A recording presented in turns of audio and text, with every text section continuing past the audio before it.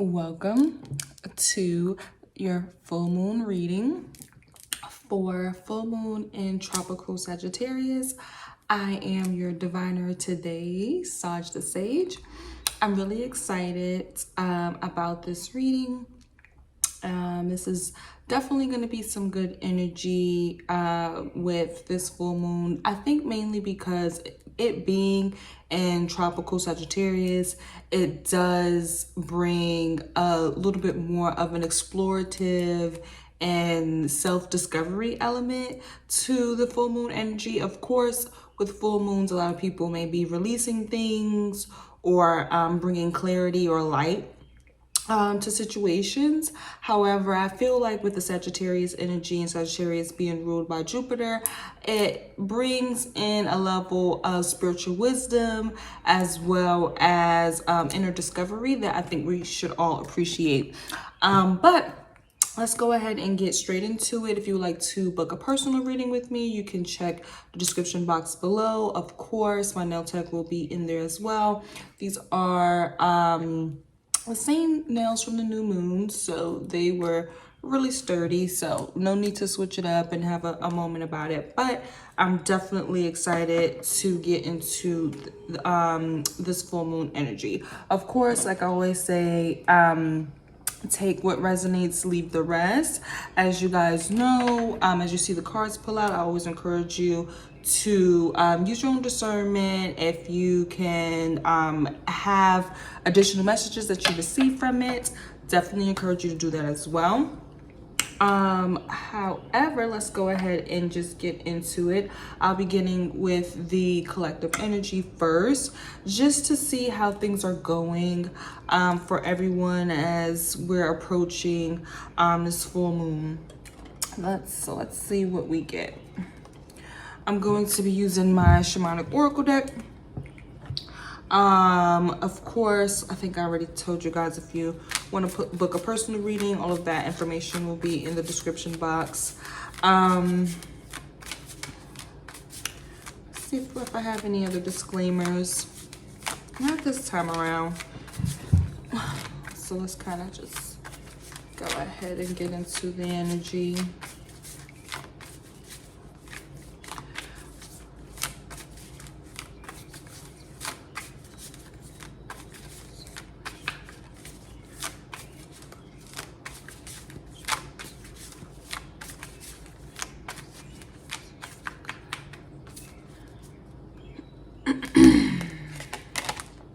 Oh.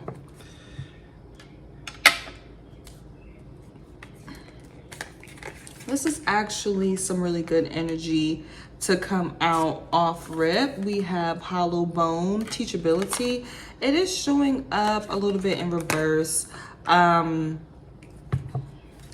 guess we'll keep it that way just because this is the collective energy portion, and it is always important for us to realize that we cannot control everybody's free will. But at the root of it, we have dust devils moving out of stagnation. So I really like this for full moon in Sagittarius. As you guys know, when it comes to Jupiter energy, it's definitely one of those planets that it's all about learning and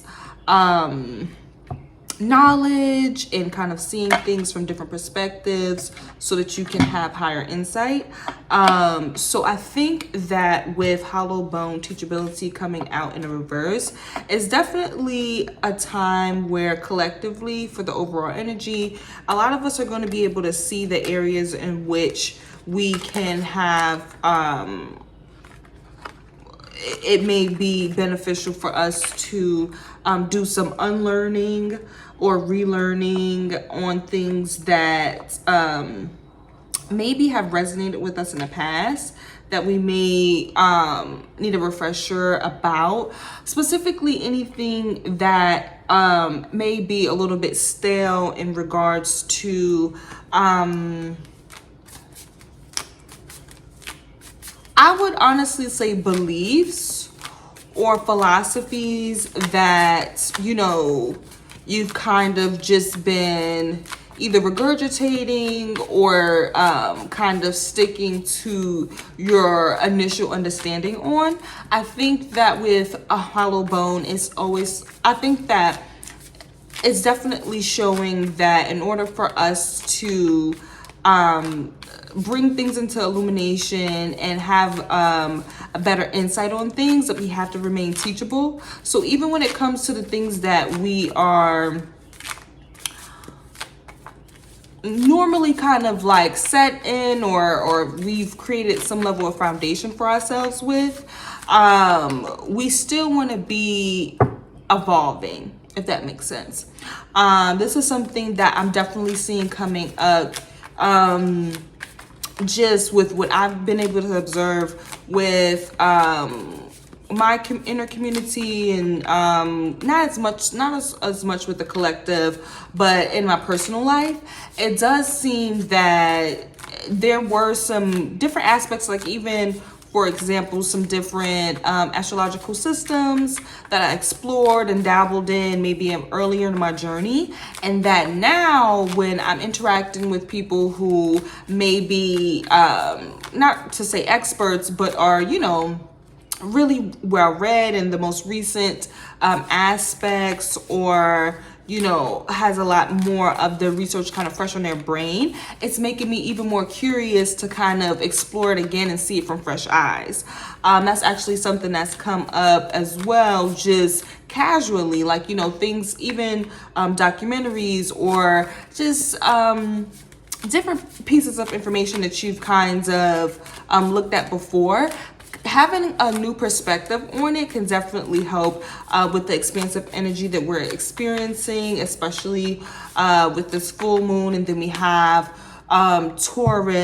with Jupiter in Taurus and the North Node in Taurus as well. That is conjuncting as well during this full moon week. So I think it's important for us to explore the different ways that we're kind of expanding upon the things that kind of get us moving, and that inspired us to drive and move towards our purpose.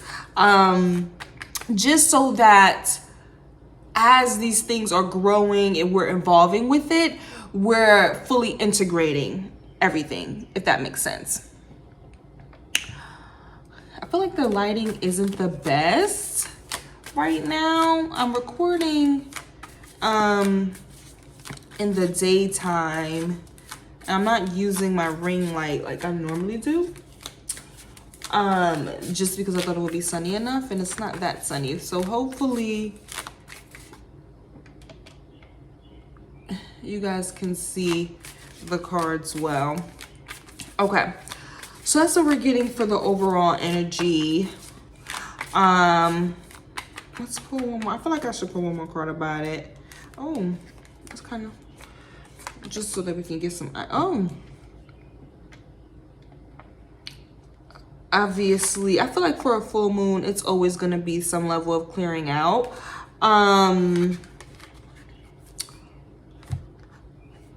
With closing doors coming out and Magician's Sword, I do feel like closing doors is heavily related to that dust devil moving out of stagnation energy.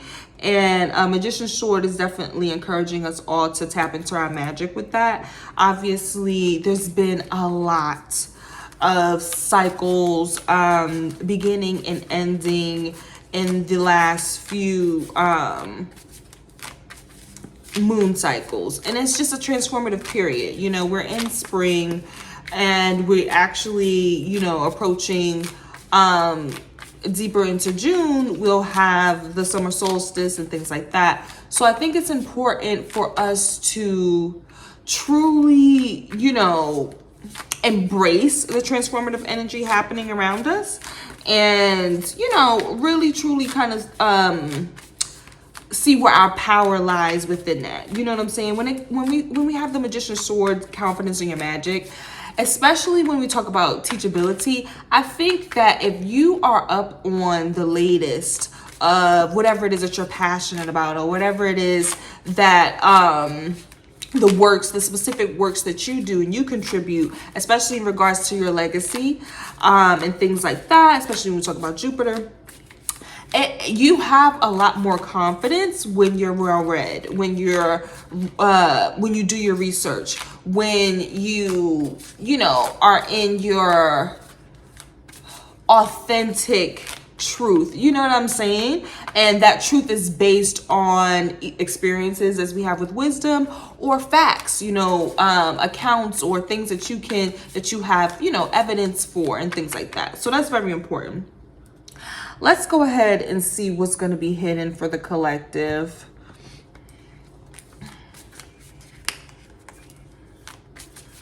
With this full moon energy.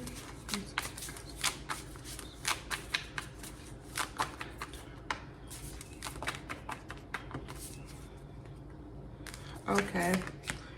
Oh, wow.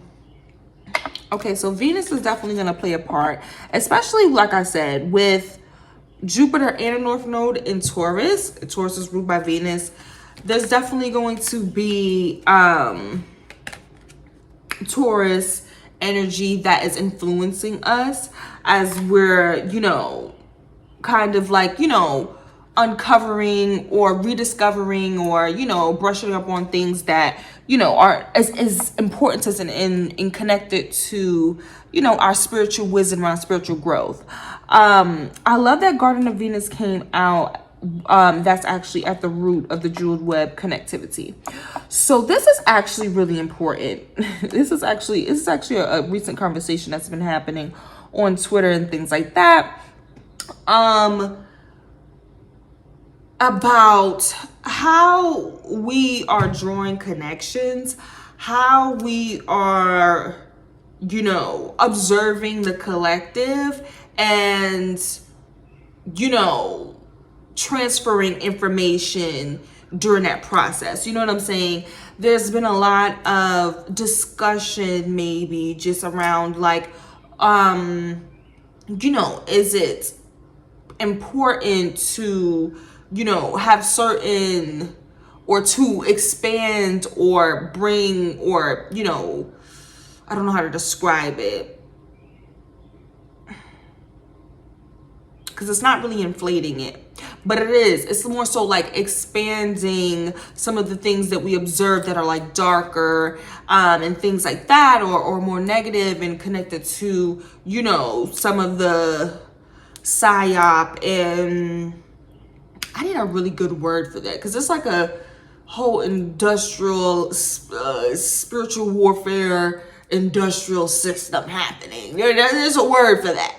There's a word for it. I'm going to get it. But what I'm saying is that when we observe these different things happen in the collective, whether it be with celebrities, whether it be with, people on social media, or just, people that we do have that interconnectedness with, that we can observe the realities and draw information from it, transfer information to it, that type of thing.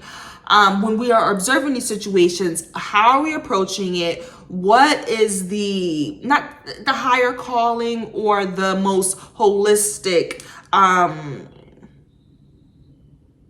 viewpoint of that? And actually, I love that for full moon Sagittarius, because when we think about Sagittarius, that's about viewing things from a bird's eye view. You know what I'm saying? Viewing the overall, really, not so much in the fine details are very important. Let's not get it twisted, especially when we talk about jeweled web and connectivity. It does speak about how just, 1 or 2 degrees of separation really can like transform, the entire paradigm that you're experiencing, if that makes sense. But with the Sagittarius energy, it's really looking at the broad overview about how that attributes to the all, and the information and the, I'm not going to say objective truth, but, especially because you have to think about Jupiter and energy, that religion is ruled by Jupiter and things like that. These are, huge existential questions and,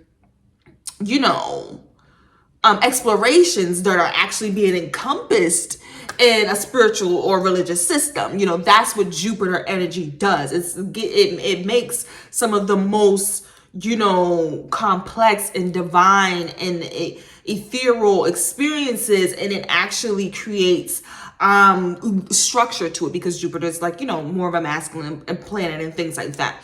So why am I saying this? The point that I'm making is that when we are observing these vast and complex phenomena, and we're seeing how things are connected, there's a way to approach it, especially when we have the Garden of Venus here at the bottom of the deck, that can truly be nurturing to the self, especially when we think about Venus energy. It's very feminine. It's we all know that Venus is the fallen star, Lucifer, things of that nature.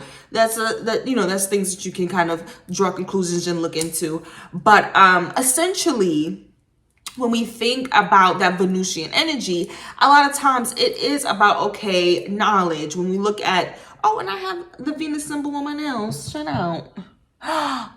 When we look at the symbol of Venus and we look at the symbol of Mercury, they're very similar, because they have in Vedic mythology and things like that, they have connections and common grounds to where that transfer of knowledge and information is integral for both parts, right? But Venus is more about the self. It is more about the receiving and what does this mean for your inner nurturing. So what is hidden is coming up is that we have to be able to observe how we're connected in community and relationships, in business, online, just in a collective overall, in a way not to say you have to, but when you do observe these things, when you observe them in a way that nurtures and actually adds to your inner garden and your ecosystem, you have more of you're more empowered, you're more within your magician's sword, you're more within your own individual magic,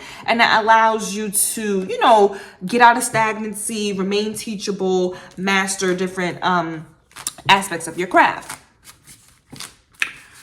But okay, let's go ahead, and I think that was really good for what's hidden. I'm not sure if you guys need any more there. I want to get into the elements. I'm definitely going to be as quick as possible. I do feel like the deck wants me to do one more card. I knew it. I have the eagle.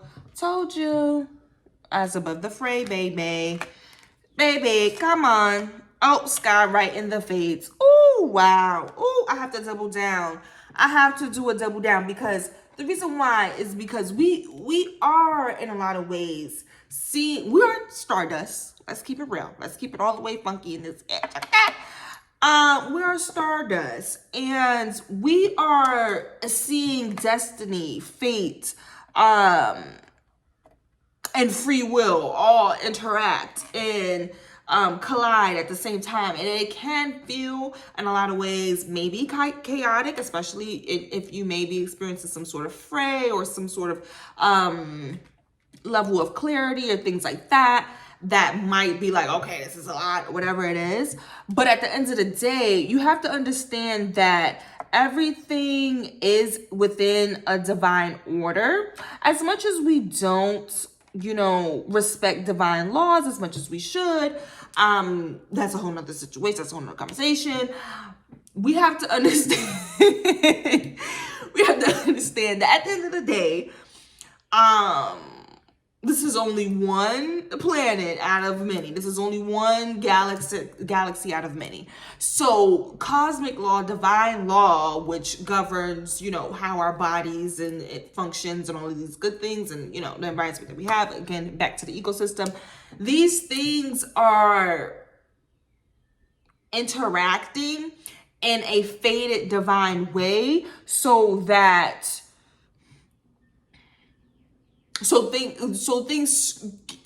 are as they are, if that makes sense.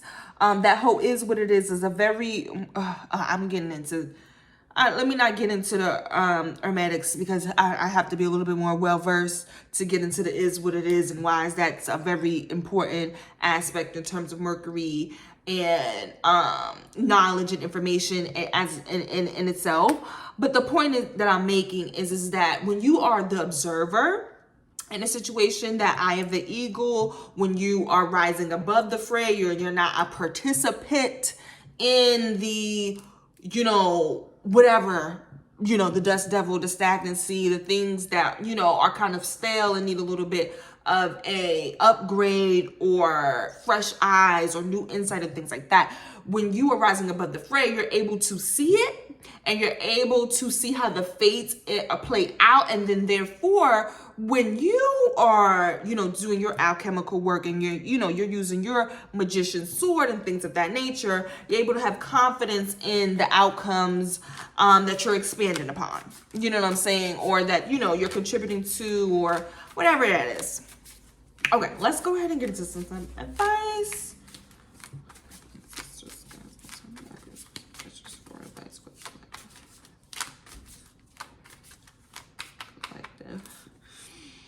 Gather around community. Oh. Okay, so I know I wasn't tripping. I felt like this full moon was not going to really be, I don't know what the elements is going to be. I don't know everybody's situation. Let me not say that. But collectively, I don't think that we're going to be, going the fuck through it. I really don't. The reason why I say that, surrender is also at the bottom. That's good. Ooh, the water obstacle. Okay, let's go ahead and get into this farther gate, because that's speaking of something, and that's 55, 56, baby. We gotta talk about it. We can't just let it be what it is on that one. Okay, so that's addressing the closing door, but essentially there are some changes that need to happen, which is why you have to remain teachable. Sagittarius is a mutable sign, and this is tropic, by the way. So you know how I go. Sagittarius is a mutable sign, and it's flexible. It's a flexible energy. You know how it is with the mutable energy. It adjusts to the situation. Although there is a level of core values and things like that, right? But when we have further gate and taking that bold step, it is about making sure you're willing to change the things about you that will help you become more of a master. Remaining teachable. It is what it is. And then the good thing, the reason why I said this is not going to be really that, hopefully difficult for the collective during this full moon, especially with Sagittarius. That is a lot of fun, fiery energy and passionate energy in general. We also have gather around with the community. Baby, for the advice is just be willing to make the changes and stick with your tribe and your people that truly resonate and are for you. Hold on, y'all. I don't usually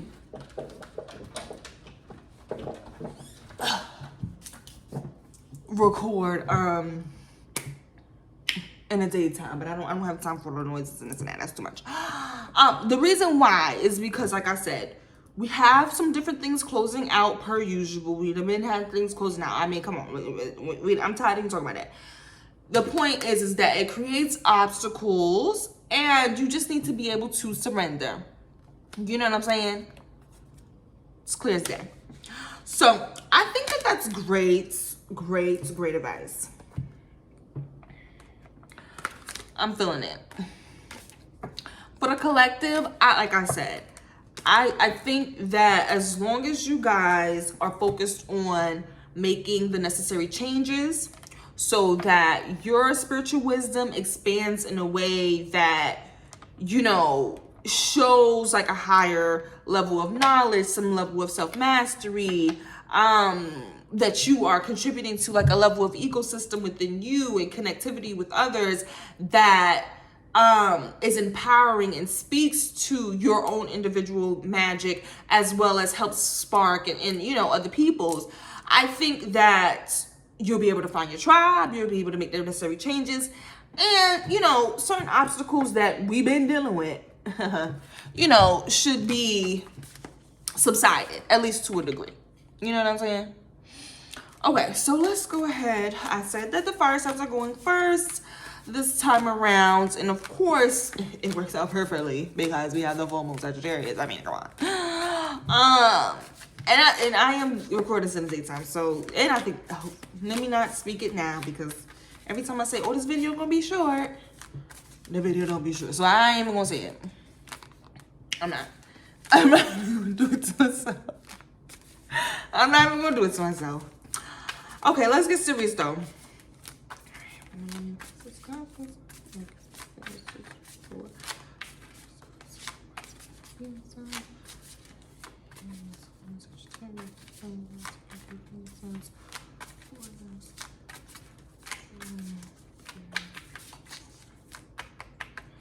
Okay. Oh, wow. Oh, that's so cute, y'all. Fire signs, this is really good. Oh, rattle. So fun. Oh, and the caterpillar. Okay, I know I get so sentimental about these things. There are certain cards that just have great energy to me. It just is what it is. You know what I'm saying? Caterpillar, you know I love the story of the caterpillar to the butterfly. You know I do. Okay, so the reason why I just love that story is just because it just talks about the self-work that goes into deep transformations that, you know, nobody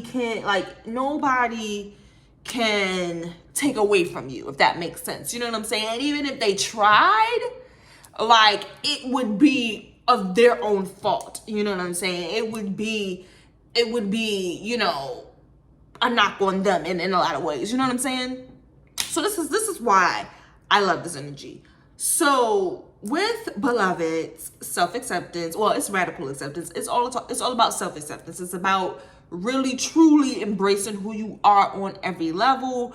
Be that blazing heart for yourself. Burn away all the illusions that you may have about what people think of you or what you should be or whatever it is, and say, this is who I am at the end of the day. You know what I'm saying? And then we have the caterpillar. So of course, we'll keep it cute. Once a butterfly is trying to break out of the cocoon, you can't help it out, because the strength that it uses to break out of the cocoon is what's necessary for its wings to be strong enough to fly. Simple, plain, bop, bop, bop. It is what it is, baby. This is why, the reason why I like it is just because it talks about the fact that your self-transformation has to come from your inner work and your inner strength, fire signs. Period, point blank. This is for everybody, really, but okay. You know what I'm saying? Maybe everybody might need to look at the bright side here. And you are doing it. This is in your overall energy. So we love it. I will say, well, first of all, we have the 2 and the 4. That's you know, good for me. Ooh, you can't even see it. Okay, I'm playing too much. I said let's be quick with this today. So we have the 2 and the 4. So we, you know, we love the double down. If you, that's, you know what? Double down on that self-acceptance. You're gonna be more, you know what I'm saying? You're gonna be able to break down. You're gonna break out that cocoon. And obviously with the caterpillar, it speaks about more opportunities as well. But the reason why is because you have a new transformation. So obviously you're gonna have new opportunities. I mean, I guess we have to mention that, right? I like the fact that you also have Joyful Muse here and Lost in Space, because now it's at the root of it. I think that there was a moment in time where you guys were a little bit trying to just feel things out, figure out what's going on. Where am I at with this? And I think that the solution that you found was to truly enjoy life. Oh, Sacred Contract is under that. We ain't gonna go. We'll see if that come out again. But truly enjoy life and live the life that inspires you and speaks to your true essence, if that makes sense. So I personally heavily enjoy that energy. I fuck with it heavy. Okay. We don't have to put that there.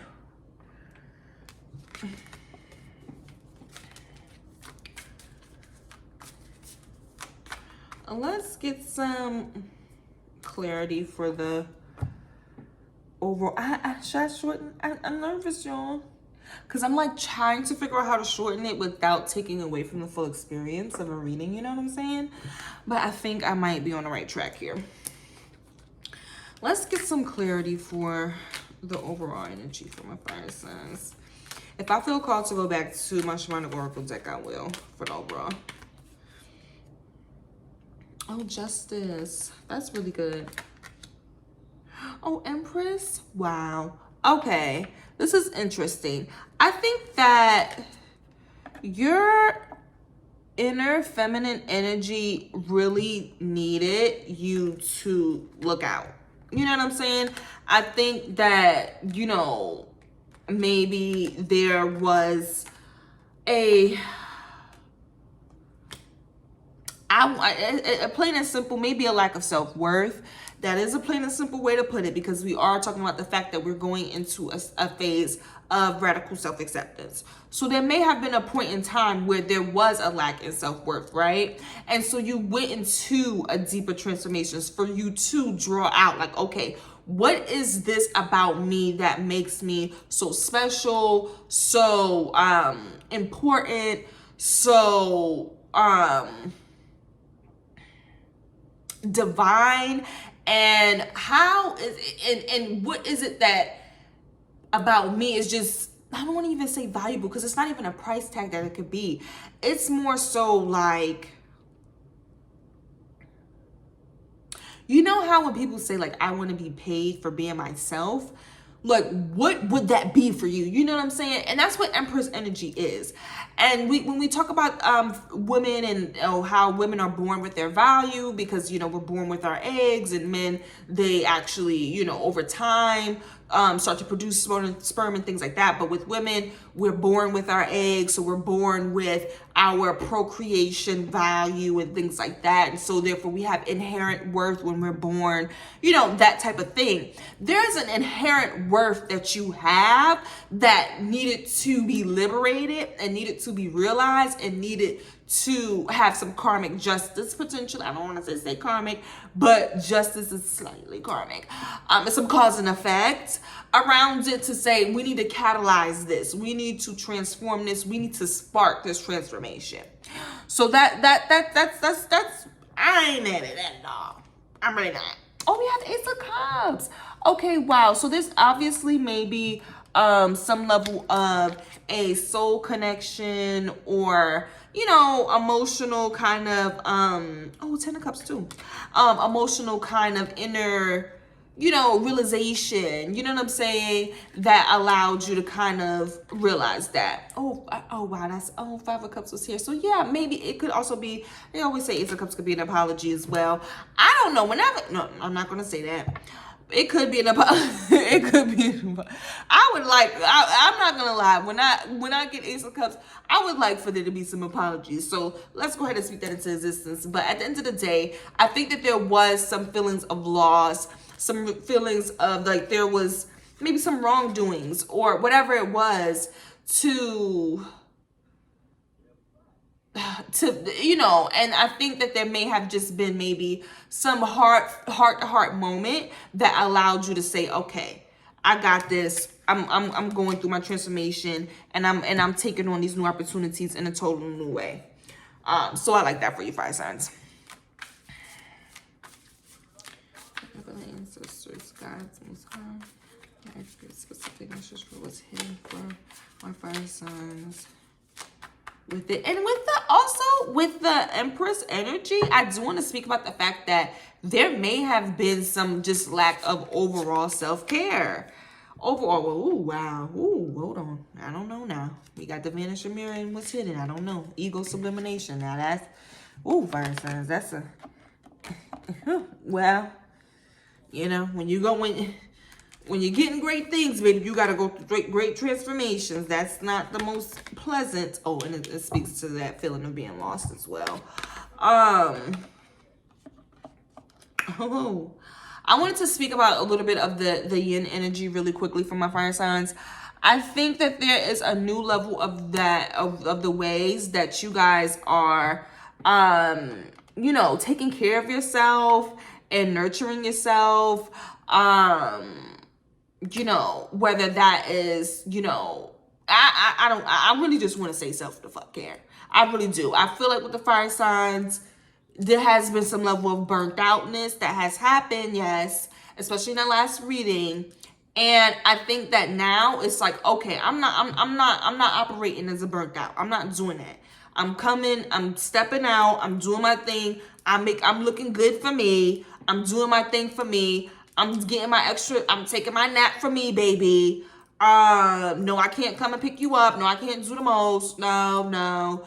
What else? What else the fire signs and tell people? Please, you know what I'm saying? Like, that's the energy that I'm feeling from that. It's like, I need to take care of myself right now, and that's just what it's gonna be. I love it. Now, and I say that because I do think that there has been some levels of just a lack of, really using that your passionate fire to, do your magnetism. You know what I'm saying? Do the magic that makes you the most attractive and the most, you know what I'm saying? Like, just a pillar and a staple of value, just by your pure essence. You know what I'm saying? I think that there was something lacking there, to where now it's like, okay, wait a minute, it doesn't matter in regards to, maybe how hard I was working or whatever. But let's get into what's hidden, because you know what, I'm not gonna I'm not gonna give it that much bail. I know, I'm starting off with the fire signs, but let me sweeten up a bit. But the truth is that what's hidden with the vanishing mirror and ego sublimation, there may have been something that you used to, create your identity with. There may have been something that you used to protect yourself or shield yourself, or project out into the world for people to kind of feel like, oh, this is who they are, that needed to go. You know what I'm saying? And with the eagle rising above the fray, there may have been some level of conflict, or maybe some upheavals, you know what I'm saying, in interpersonal relationships, or in certain situations that you had to deal with or whatever, that kind of brought this to light, to where it's like, okay, let me chill out. Let me see myself in a different way. Let me show up in a different way. Let me have a different self-image and a different perception that I give to people, because I want to be in my true essence. You know what I'm saying? So I'm not mad at that at all. I'm really not.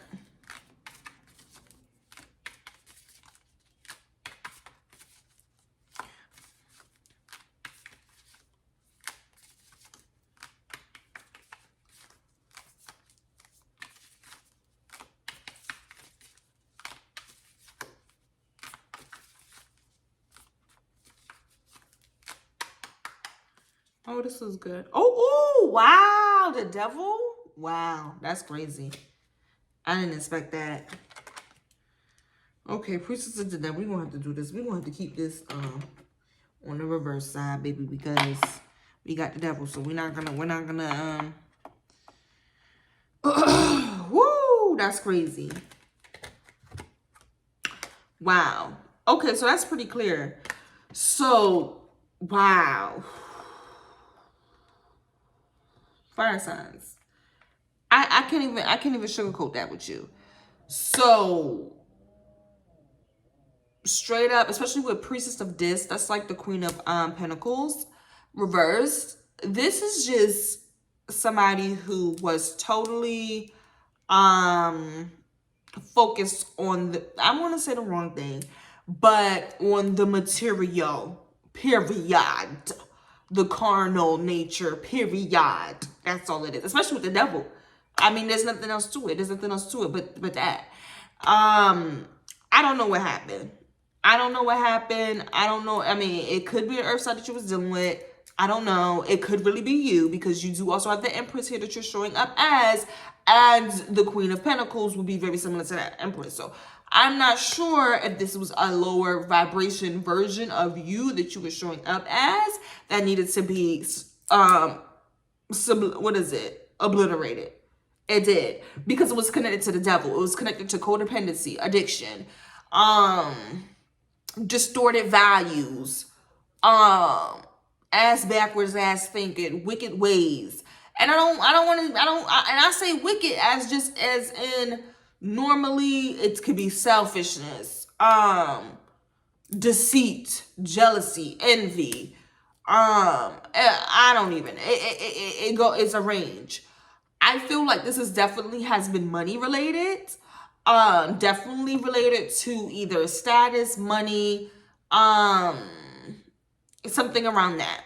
So I think that whatever that situation was, or whatever this interaction, whatever this rising above the fray moment that you had to do, or that you are having, it's really, especially if this is just you might even be realizing this within yourself, to where it's like, hold on, wait a minute. I am, you know how like you are kind of just, chilling, you might be watching an interview. This is something that happens to me. I may be listening and watching an interview or whatever it is, or watching a TV show.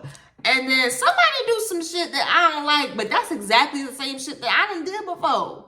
And I'm like, oh no, I don't like how that looks. I don't like it.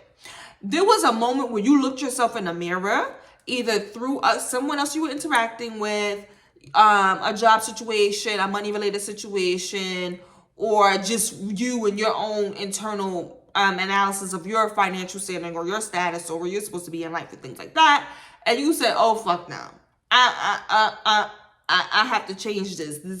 These ways are low vibrational. They're attached to toxicity. They're unhealthy. It's not going to work. So that's that. I don't now everybody may not have that moment right away, because you could be experiencing this with somebody in your field. So therefore you would have to have that catalyst moment. You would have to have somebody spark that for you. That's that justice card. You know what I'm saying? That is a strong possibility. But if you are self-aware enough, then, and obviously it doesn't have to resonate. You don't have to force it to, of course. This is a collective reading for the fire signs. If this doesn't resonate, don't worry. I'm just saying that if there is a moment where you do notice, okay, something about just even in my daily process and my daily habits, this is contributing to a toxic cycle in my life, and you're looking in the mirror and you're realizing that this has to change, and I have to accept that it has to change. Hold on.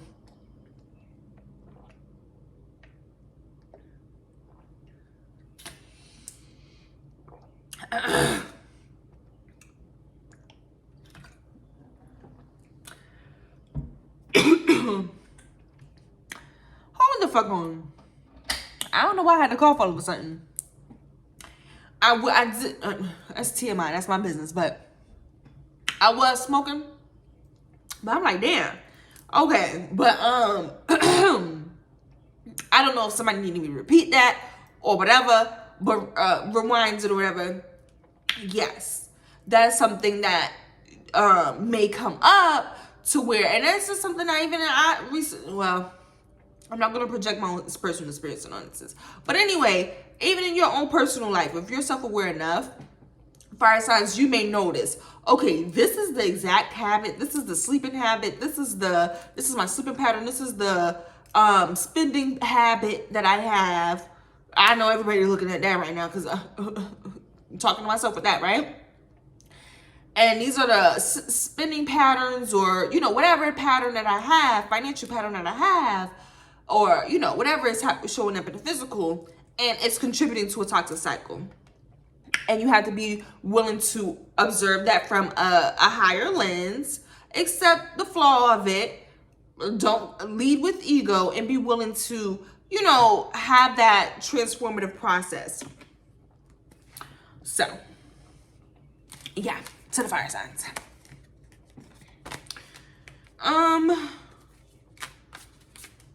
Should I build a little bit? Because I'm curious about that Priestess of this reverse with the devil. I don't even know if we can go to advice right now. Hold on. Let's look at that real quick. Let me ask the specific messages. Let's take a look at this Priestess of this in reverse. Why is that in reverse? What's going on? Judgment. Wow. What done happened? This is major arcana, baby. Wow. With the Strength card. What happened? I don't know. It was serious though. It really was. I don't know what happened, y'all. But it was, whatever it was serious. We had the Strength and the Judgment. And y'all had the Justice card. What the fuck? I feel like something... Yo. I feel like there was some sort of...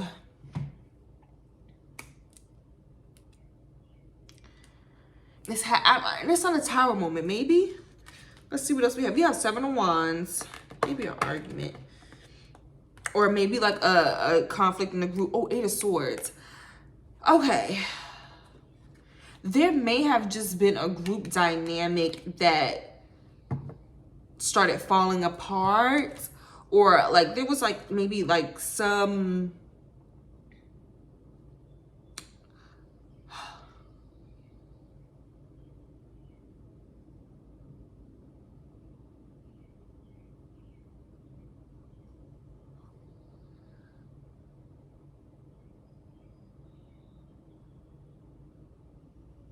It was something collaborative. Obviously, this is definitely not just about you. This is definitely showing up in your relationships. But I do think that we have the Eight of Swords here too. I do think that it was something about your mindset and your perspective about the situation that had to really, really change, if that makes sense. Because it was kind of either adding fuel to the fire, or it wasn't contributing to maybe like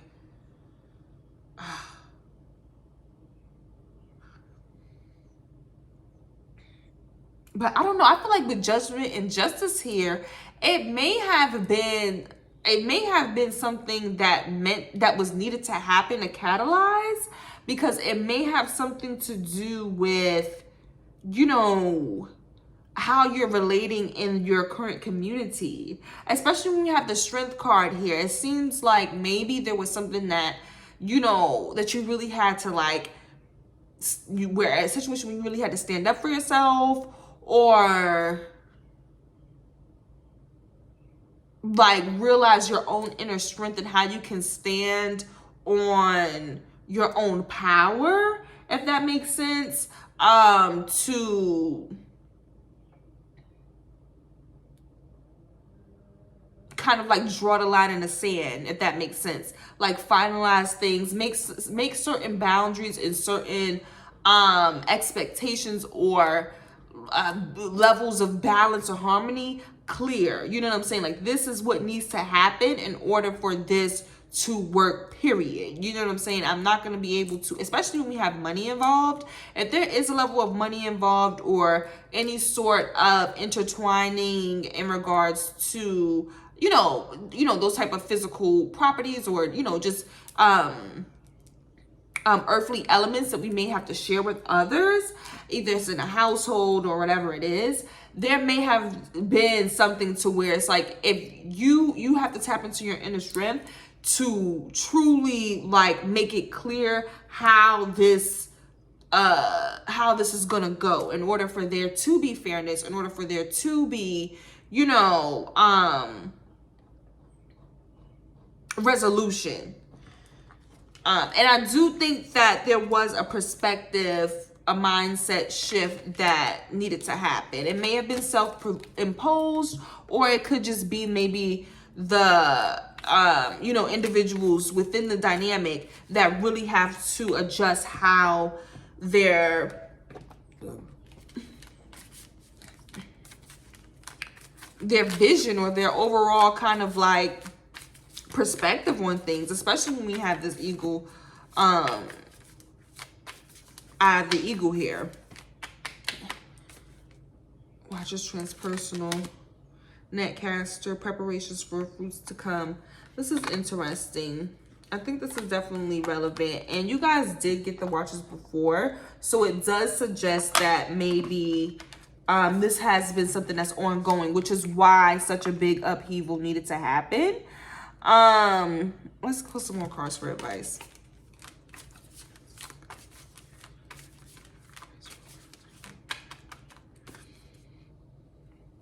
Oh wow, it's coming out again. Hollow bone teachability. Oh wow, and a dust devil. Okay, good. I think this is clear. You guys got the collective energy as advice. So definitely listen, you guys are gonna have to get moving, if that makes sense. There maybe have been a level of comfortability or whatever it was that was once had that, you know, is subsiding now. You know what I'm saying? There's going to be a lot more motion happening with you guys. And you do have to be flexible right now. You know what I'm saying? You may not have it all figured out, but I do think that you just have to be willing to ask for help. You have to be willing to get guidance on certain things, as well as read up on, you know, start to do the research process, if that makes sense, for whatever these new decisions that are coming to pass. And then we have, additionally, for the advice, look, it definitely does suggest that there is some, whatever group dynamic or whatever social dynamic that you're in right now, there is some level of, not hostile, but just, I don't want to even say nosy. It's more so just like,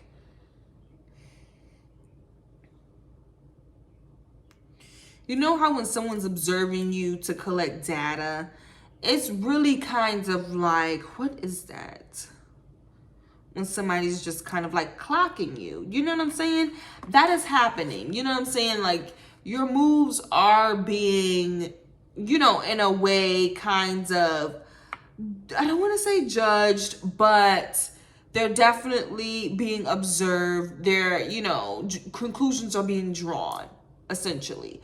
You know, people are making inferences and drawing conclusions about what they're observing and how they're seeing that you're moving. That's just what it is.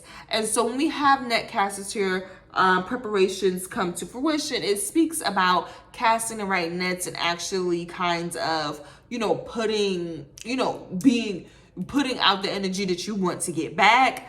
That may be a really, really difficult, but I think with the strength card, you have judgment, you have justice, you have all these different things, as well as the fact that you are identifying what, you know, whatever negative or unhealthy habits, whatever that may be contributing to whatever cycles and patterns and things like that that are coming up.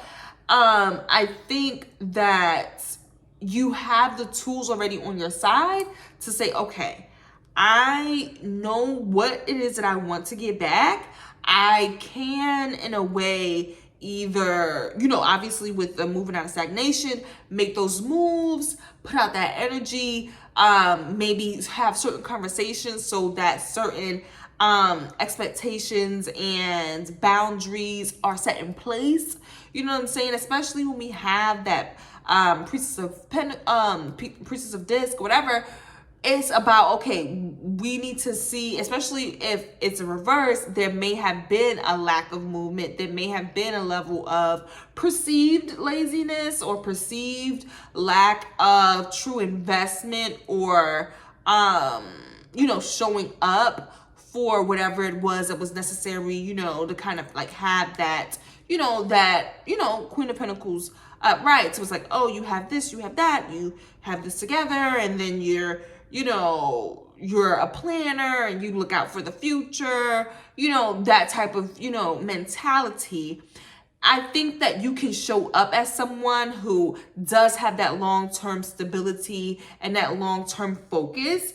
I just think that maybe the way that, certain group dynamics or certain perspectives or, self-imposed limitations may have been there that may have clouded some of it. And there needs to be some level of cutting through the bullshit, basically, especially when we have the justice here. There is going to be some level of this is what it is and this is what it ain't. And if you was wondering, if you was confused about something, nigga, you know, here's the facts, here's the information, here is the steps that have been taken. So I'm not mad at that. I feel like especially when we have new opportunities coming in, it does suggest that maybe you guys, especially with the caterpillar, with the new opportunities, I feel like maybe you guys were a little bit slow to act. You know what I'm saying? There may have been something that needed to give you a little bit of a swift kick so that you can say, okay, let me get my shit right. That's it and that's all. You know what I'm saying? And I'm not mad at that. So definitely, like I said, just be willing to ask for help, be teachable, that type of thing. But all in all, it shouldn't be too bad. The reason why I say that, I mean, obviously good and bad is just perception, right? But the reason why I say that, because that's a lot of major arcanas in one reading. Like that was crazy. I didn't expect that. You guys got the Devil card, Empress, Justice, Judgment, and Strength. Like, wow. I don't know what's gonna happen for this full moon fire signs. I don't, but it does seem like it is going to be something that is you can't ignore. You know what I'm saying? And obviously with it being a full moon in Sagittarius, that is your fire tribe, this, you know, maybe it may be a little bit more extreme for the Sagittarius signs, but you know, you never know. However it shows up in your own space and in your own reality. Just like I said, be willing to make moves, be willing to get into action in regards to planning, researching, taking those steps, like literal physical steps where people could see progress and actual, you know, just physical evidence of the fact that you are getting out, or you're not showing up, or you know, you're not the one that is expanding or keep being attached to that devil energy that popped out, that came up in regards to, you know, maybe just not having your shit together. That could be a thing, to where it's like, okay, you could be complacent and not having your shit together, not, you know, not and you can, you know, that sloth type of energy, but also maybe kind of like, you know, some of those more darker energies, to where it's like, okay, you're being a manipulative, you're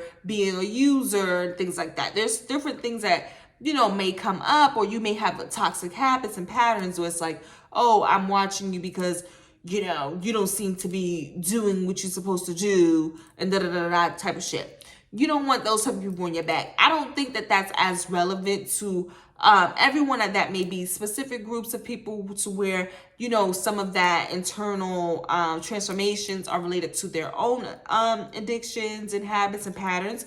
But especially if you're dealing with anybody in your sphere with that devil energy, you definitely do not want to get involved. You definitely don't want to not say, you know, obviously there has to be some level of boundaries and things like that be in place, and the justice is here to even the scales out. It's just that you don't want to kind of make further investment in a toxic cycle, if that makes sense.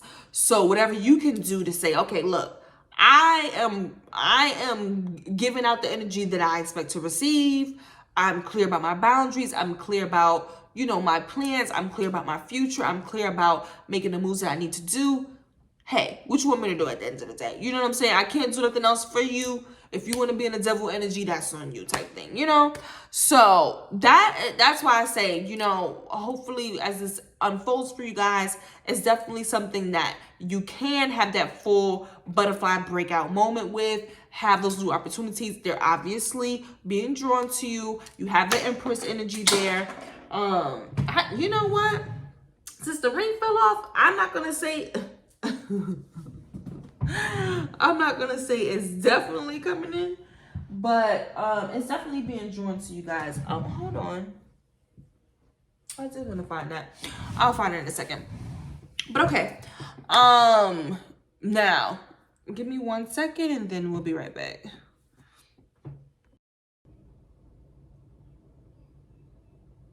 Recording in progress. Okay. So I had to take a brief intermission.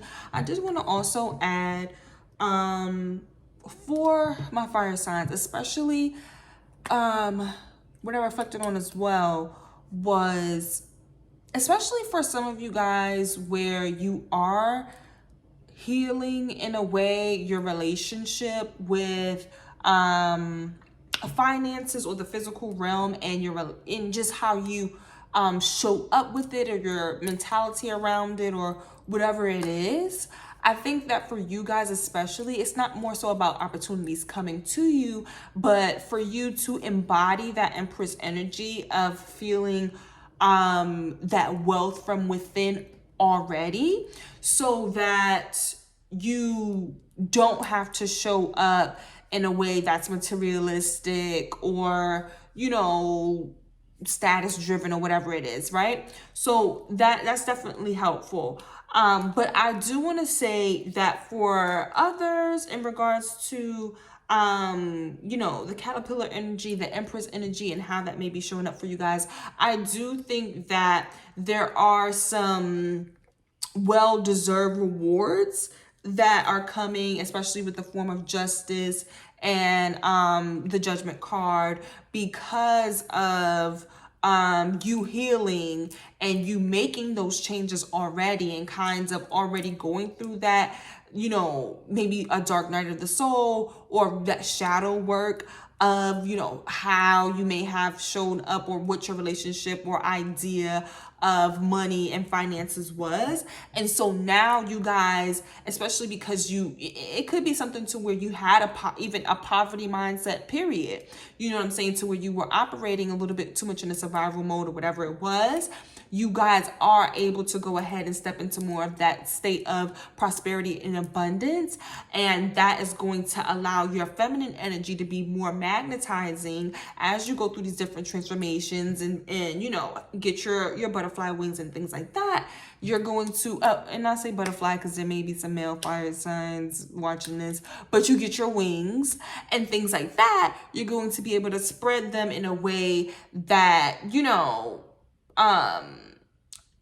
is empowering, is going to draw in those opportunities, those different things that could help you in regards to even your finances, or different levels of status, or things like that. But I do think that it's more so about you embodying that energy regardless, and that is what that transformation that you're undergoing is about. Okay, so let's move on. Let's go ahead on to the earth signs.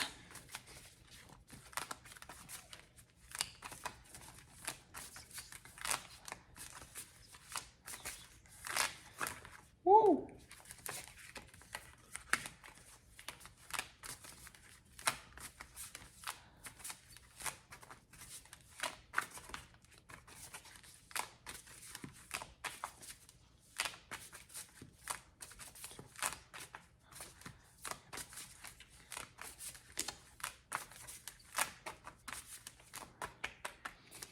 All right. Oh, wow. What? Earth signs.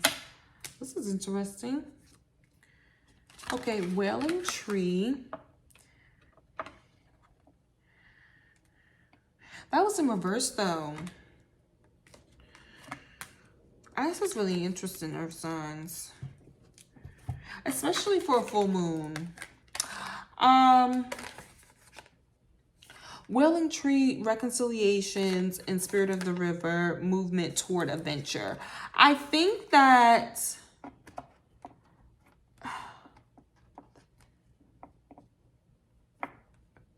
earth signs,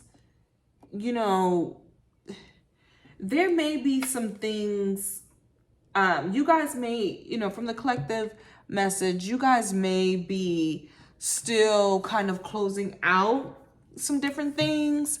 There may have been maybe some attempts or conversations to mediate certain circumstances, and it looks like the choice and the overall energy that you guys are moving into is more so about moving on, moving forward, exploring something new, taking on new discoveries and things like that. And, you know, the doors may have been officially closed for certain aspects. I think that you're moving towards what is going to allow you to be your most authentic self and have newer discoveries, especially if you're moving towards a venture. That's great energy with the Sagittarius full moon. But I do worry that with this limitless possibilities being in reverse, there may have been a little bit of a lack mentality, or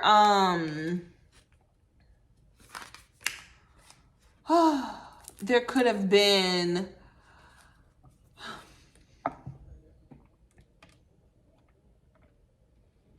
like a lack of imagination of what's possible. And so now you guys are more excited to explore and take on that adventure and really see like, okay, what is really out there. This is interesting. Let's go ahead and dive a little bit deeper. Total side note, I mean, I don't know if there's some Virgos out here, but for some reason, I'm just not feeling how I set up my my display for the day. But we shall carry on.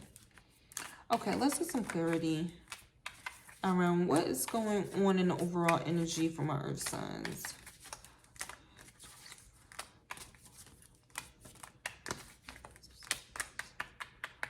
What is going on? We have the Ace of Wands. Okay, definitely focus more so on oh, and the Lovers. Wow, Earth. This is interesting. Wow. Okay. Okay.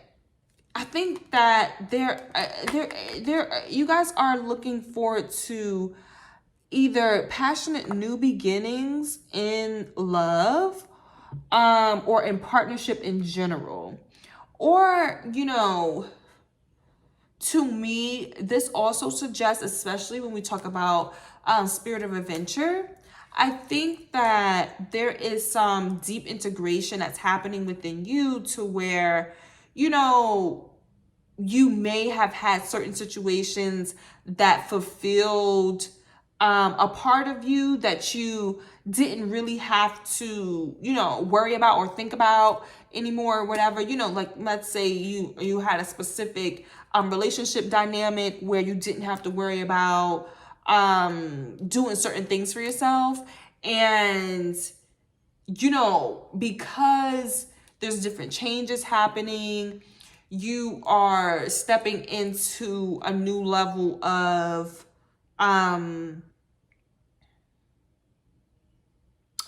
self-sufficiency is a way to put it, but it's more so like you're actually being able to be those things for yourself.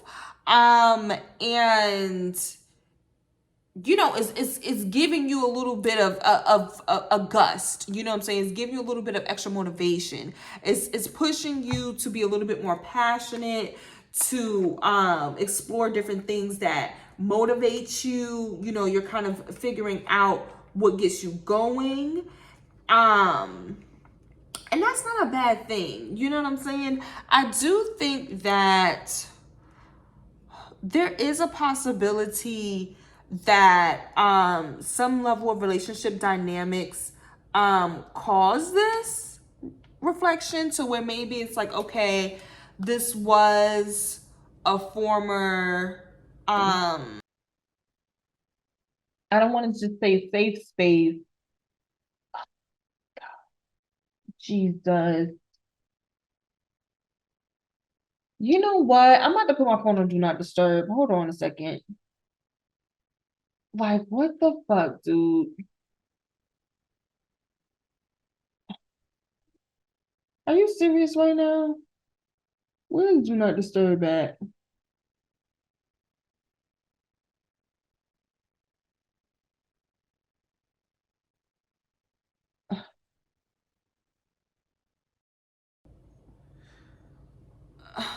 somebody just called me in the middle. Like, come on. I had to put my phone on do not disturb. Normally, when I do this in the middle of the night, nobody's calling me, so I don't have to worry about that. But anyway, you know, now I have to really edit this. I'm not happy about that, but I accept. I accept the task. Anyway, okay. You know, learning on the job here. Okay, but anyway, okay. What I was saying is that there may have been a safe space that you guys were looking to potentially come back together with or revisit, and there's now a level of realization that maybe doing something new and different and more out of your comfort zone is going to bring you more fulfillment, if that makes sense. Let's get some more clarity.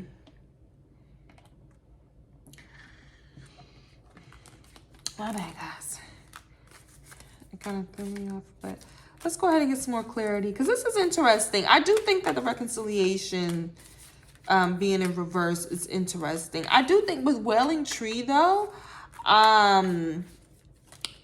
if it is ancestral, I do want you guys to know that by doing the inner work and, like I said, having that deeper integration to where either you are taking on things that you know, maybe didn't have to in the past, or exploring new things that are kind of making you passionate and things like that, that also could act as a way of healing or making amends with certain parts of your ancestral lineage that may have been disconnected as well. Okay. Oh, we have 5 of discs. Wow. Okay, so with the Daughter of Swords. Huh. Jeez Louise. Okay. For the this is interesting, Earth sign. This is a hell of a full moon. Daughter of Swords reverse suggests that there may have been, especially with the 5 of Pentacles, there was probably a level of, I did say lack mentality when we had the limitless possibilities in reversed.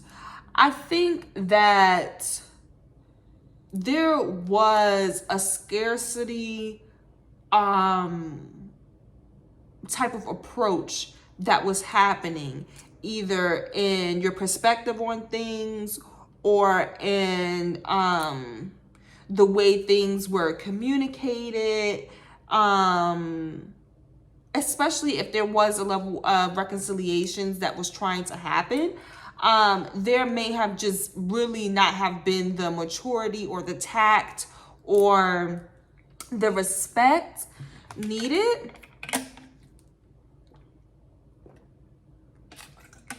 Communication wise,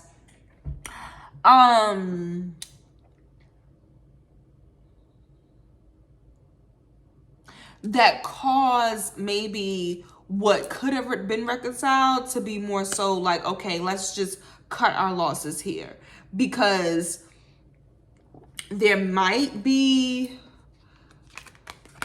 I feel like there's other things that are more important to you right now, if that makes sense. There's other things that are, you know, kind of giving you a sense of purpose. And so therefore there are certain areas where you may not be willing to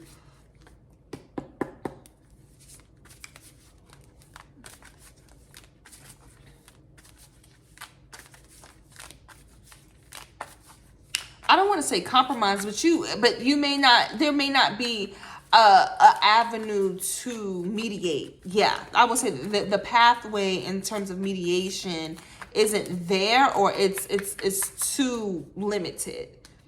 Oh, watch this transpersonal. Wow, what is going on? Okay, no, wait.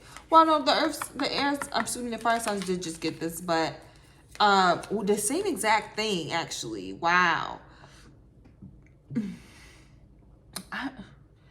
I am really, in all honesty, I'm curious about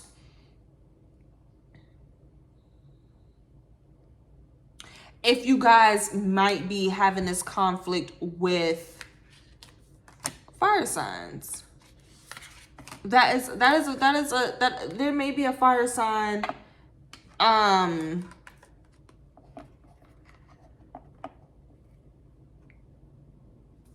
or maybe someone with prominent fire placements, Aries, Leo, Sagittarius, to where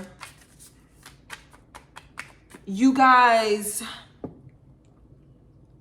this is interesting because in this way, for some reason, oh, galactic mushroom, it is you.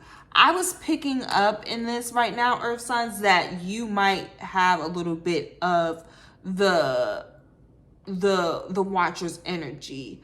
I'm not sure if you guys are in this space to where you're really trying to see what's happening with someone, maybe behind the scenes, or like, you know,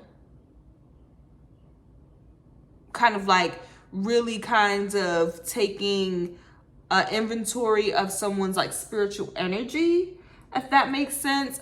And you're using that to determine how you want to kind of show up for them, if that makes sense. If you want to kind of attract or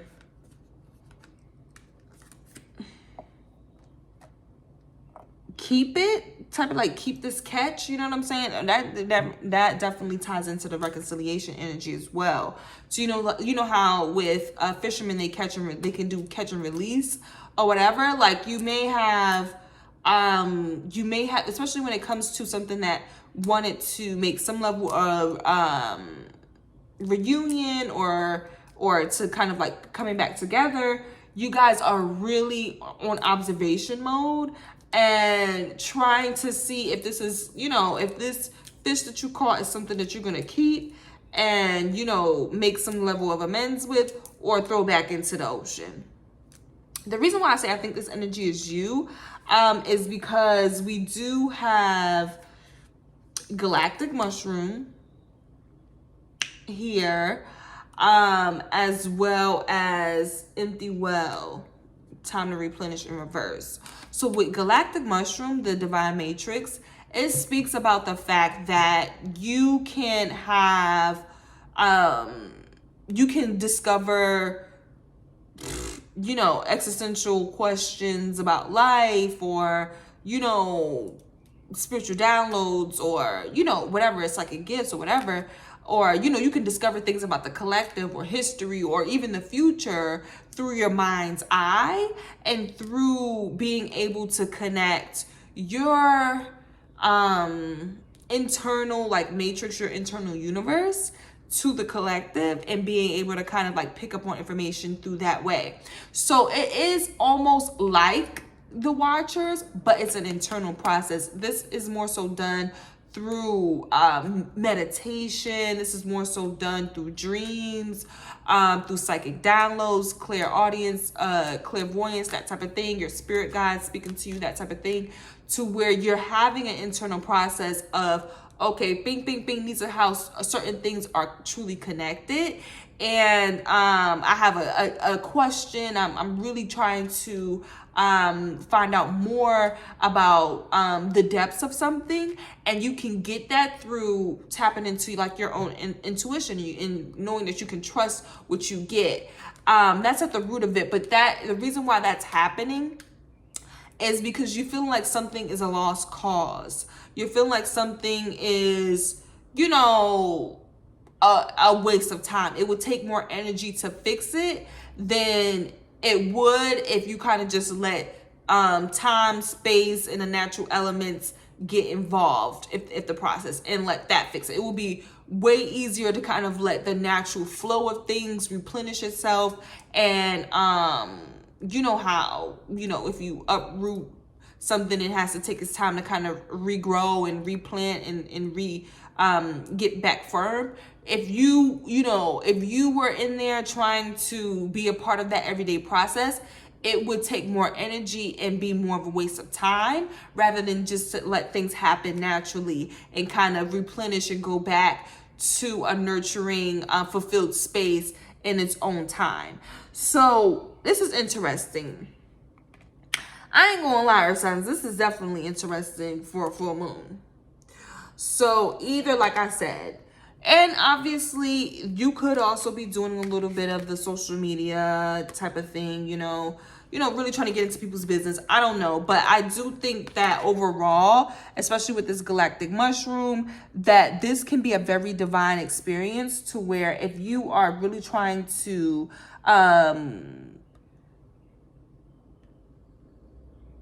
get guidance on how to best handle certain interpersonal relationships, even if it means like how to best tap into your own connection with your highest self and how to best be like a fuller version of an embodiment of like your essence and your being and your power, that if you go through a spiritual practice to kind of draw that information, you would definitely be getting the answers and the insight that you need. I think that you can also maybe pick up on things that you might be seeing on social media. There could be people around you, kind of clocking you and in your business as well. That can definitely be a possibility. I just think that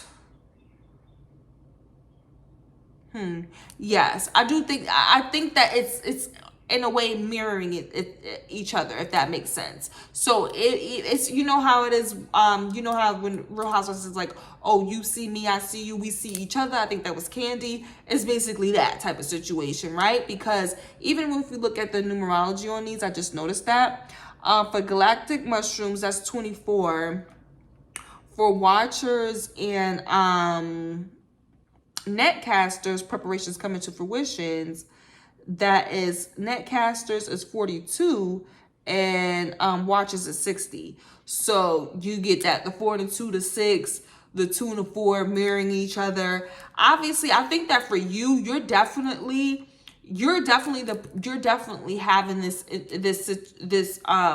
realization that you can kind of you're having these intuitions or these intuitive hunches internally. That's an internal process that's happening, but it's also being reflected on the external as well, either through what the universe is reverberating back to you, what you're seeing in regards to different synchronicities and different, maybe what you're seeing on the ethernets, that type of thing, or people around you, where it's kind of like reverberating some of the different things that you're picking up or the different things that you're wondering about and you're doing self-discovery about or internal discovery about.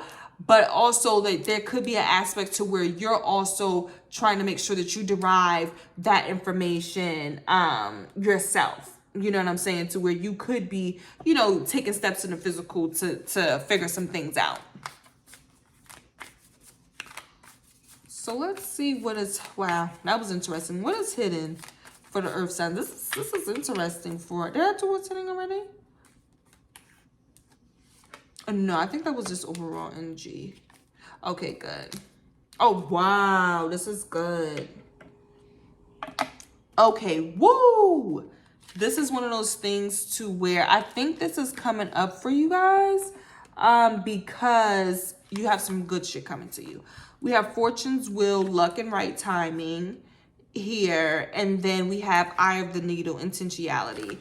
Listen, this is a very profound time period for you guys. Maybe something pivotal is happening for you.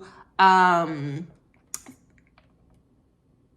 want to say in regards to, I was going to say financially, but with Fortune, I think that maybe there could just be something to where this is just serendipitous. This is just something to where it's almost seeming like this is exactly a level of wish fulfillment, to where this is exactly something that was a reward for you in regards to let's say, and I'm trying to think of what this could be showing up for you guys as, especially when we have Fortune's Wheel. It could be like, you know, certain decisions or certain situations are actually going to end up favorable for you guys.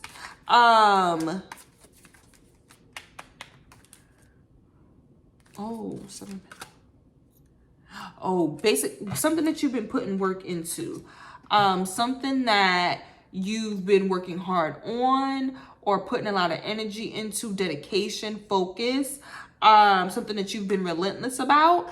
It's turning in your favor, and there's a level of intentionality that you have to use about how you're interweaving right now. So that is causing you to maybe tap more into your psychic abilities, causing you to maybe derive more messages from your dreams, from even doing divination, maybe doing some meditations and things like that to see certain outcomes, or to get an observation of what's happening with different parties involved in particular situations. But what that is, you're doing that because it is a time for you to be intentional. You know what I'm saying? And I'm getting a little bit of pain on my what is this portion? My lateral, whatever. So it could feel like something that was like a burden in just, you know what I'm saying? It could, a psychic, what is that cord? An energetic cord. There could have been something that was connected in a way to where it was just like, it was draining, it was tiring, it was literally, you know, kind of just trying to attach to you and suck out energy in that way. I feel like whatever that was, it is important for you guys to be psychically aware, psychically protected, really kind of making sure that you fully peep everything that's going on, even if that does take you to take the extra step to do some additional research and to look into different parties that's involved in the situation, or to do that spiritually as well. That intentionality is important. And also when we have the Seven of Disc here, it does suggest that this is a long time coming. This is something that is not happening overnight. It's just something that has been in preparation and in fruition for a while, which is maybe why you have this Nine of Wands, where you're kind of a little bit on the burnt out, tired of it side. But ultimately, by you, you know, taking heed to the timing, taking heed to, I would say, you know, some of these different aspects of maybe an overall energy, how the communication is happening, you know, that type of thing, the pathways for communication. If you are kind of taking those different things into account and being intentional about how all those things play out and interconnect, that I do believe that you'll be able to, you know, make sure that you're actively showing up for whatever this favorable aspect is, you know, so where you can do your part and you're doing your, you know, your aspect of the butterfly effect, so that, you know, when things start clicking and, you know, turning in your favor, that you're fully prepared. Yeah, net casters as well. Preparations coming to fruition. Okay, so give me one moment. Recording in progress. Okay. This vape be hitting. Too much, Lord.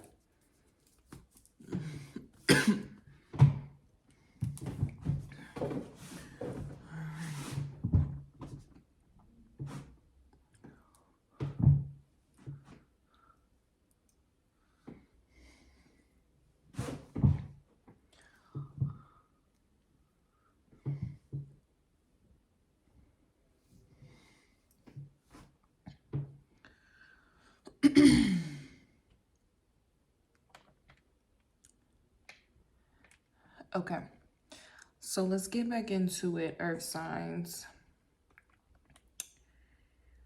All right. Everything should be edited back together. I had to take a break. Handle some things real quickly, but I wanted to make sure that I finished with the message. Okay. So Earth. I had a little bit of time to reflect as well. And what I've been thinking in regards to the Watchers and Galactic Mushroom connection. Right now, I'm thinking that potentially you guys, especially since we do have the Lovers here, you guys could be tapping into a new level of psychic abilities, if that makes sense. And you guys may be seeing how the things that you observe and the ways that you can tap into and observe the collective, which will probably give you some sense of, foresight or predictive powers. This is coming to a new level of integration to where you can see how the external process of observing the collective, manipulating the collective, watching the collective, the external process and how that happens can also coincide or correspond or basically work in tandem or in parallel to your ability to tap into the internal collective. And you know what, Earth signs, this is really a complex phenomenon that not many people really realize happens, especially when we think about the concept of like a self-fulfilling prophecy. You do have to be mindful of how your magician's work can actually influence the collective as well, if that makes sense. And it is like a feedback of one another. So let's say that you project out certain ideas, certain perspectives, and then the universe is basically reverberating that back to you to where it seems like a synergetic process. It can also feel like, there may be some more oppy people in the process, or hidden enemies, people that aren't as trustworthy with what they're picking up on and projecting in regards to the collective messages that you're also seeing. But you are kind of strengthening that discernment and seeing the more integrated process of how that happens. You know what I mean? Not everybody's going through this. This may be for a select group who are, more activated psychically or have their spiritual gifts online in that way. And online meaning like activated within, and they're actually using it, not like you have to use it on the internet. But it is a process that does happen to where, people always say, oh, law of attraction. Oh, if you keep talking about it, it's gonna, you're gonna keep bringing that forth in your life, that type of thing. But people don't realize how complex that works and how much it can actually influence others, if that makes sense. So it's a very thin line. And I think that you guys, especially with the Lovers and the Ace of Wands here, I think that you guys are realizing, the higher level of it, like the soul connection of it, and seeing how that speaks to you, how it may resonate with you, and then maybe destroying some previous perspectives, mentalities, or ways of communication, that you may have done before, because now you're elevating in the way that you're seeing how the synergy plays out. So this is just definitely interesting. Also with the Watchers, it's almost similar to like you'd be surprised to the people who are actually paying attention to you, right? So this happens a lot with they say micro influencers and things like that, to where they'll, uncover or unearth like some gem and that they picked up from the collective, and then somehow that, you know, that smaller influenced individual somehow is either being watched by maybe like an assistant of someone in a level of power, or, you know, maybe the person themselves, however it goes. You know how they said that dude on TikTok, he got discovered by Oprah and whatever, and he only had like however many followers type shit, to where it's like, oh wait, now my specific download in what I shared and picked up from the collective is now being broadcasted and shared in a more, you know, larger scale, especially when we have like netcasters preparations coming to fruition in regards to like you're gonna get back what you put out type of energy. That's also something to be mindful of. So it's like, oh wait, okay, so now my, you know, smaller platform was watched and peeped by, you know, someone on a larger scale, and then now my ideas are being projected in a bigger way. So that can, you know, I feel like, especially with the cards that you have as of now, I think that the most that's going to happen is, you know, you're going to be able to remove yourself from maybe like the lack mentality that we have here. You know, you're not going to see yourself as limited. You're not going to see yourself as like on a smaller scale. And it does, you know, in turn kind of upgrade and mature the way you're communicating and thinking about it, because now you realize how powerful you really are, you know what I mean, and how influential you really are, visible, you know. So this is rather interesting. I will say though, all in all, and just like the everyday mundane way for those who are not really, you know, super spiritual, or, you know, sharing, you know, collective messages to other people and things like that, I think that in an everyday way, I'm sensing that you guys are having some level of personal upgrade, some level of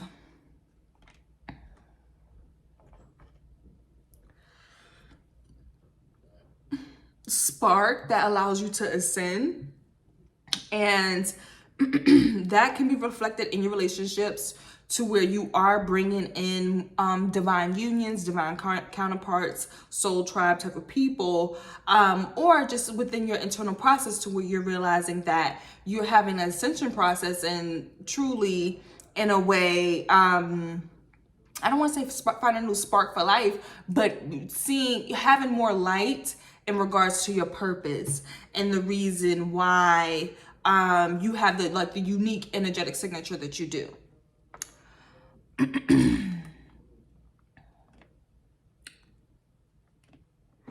So that's all good. As you can, well, I don't know if you guys know, but it's nighttime now. So, oh, that card came out. Hold on, let's see what that is. Well, song resonating.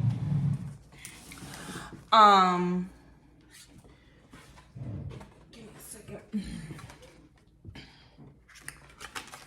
So that well song may come back out, but as I was saying, it's nighttime now, so I'm getting back in the flow of the earth sign reading. I do think that for the overall energy, with Fortune's Wheel and Eye of the Needle, I think that there's definitely something really prosperous or fortunate in a way, that like something that you may have kinds of a sense of wish fulfillment is coming to pass. And that's really why you guys have to be very intentional, because you are, especially in regards to the mind and how you're thinking, and you know how the universe is all the mind is all the universe is mental. I think that this is happening in a really, I don't want to just say subconscious, but in a real psychic sense. Like it's really something that where you may be experiencing some literal neural pathway rewiring, if that makes sense, to where it's kind of like you're truly shifting your mindset because you're seeing the good things that are coming to you. And so now you're being a lot more intentional about the energy that you're projecting out, because the universe is reverberating it back so immediately. It could be like a highly manifesting time for you guys, Earth sign. So that's something to think about as well. Discrimination, capital opportunities.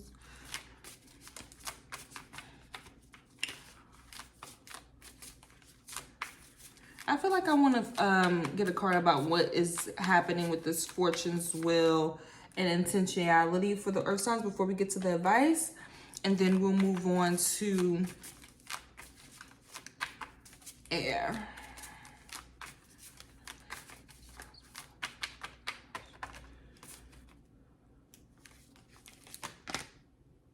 Factor. Ooh, this may be relevant.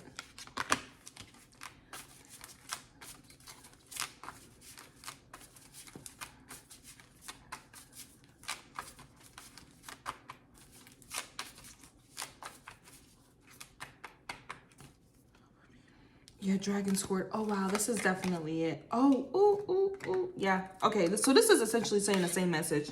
All right. Yeah. This is actually really, I feel like earth signs, something definitely, it was some shadow work that you guys did with Will-O-the-Wisps, heavens,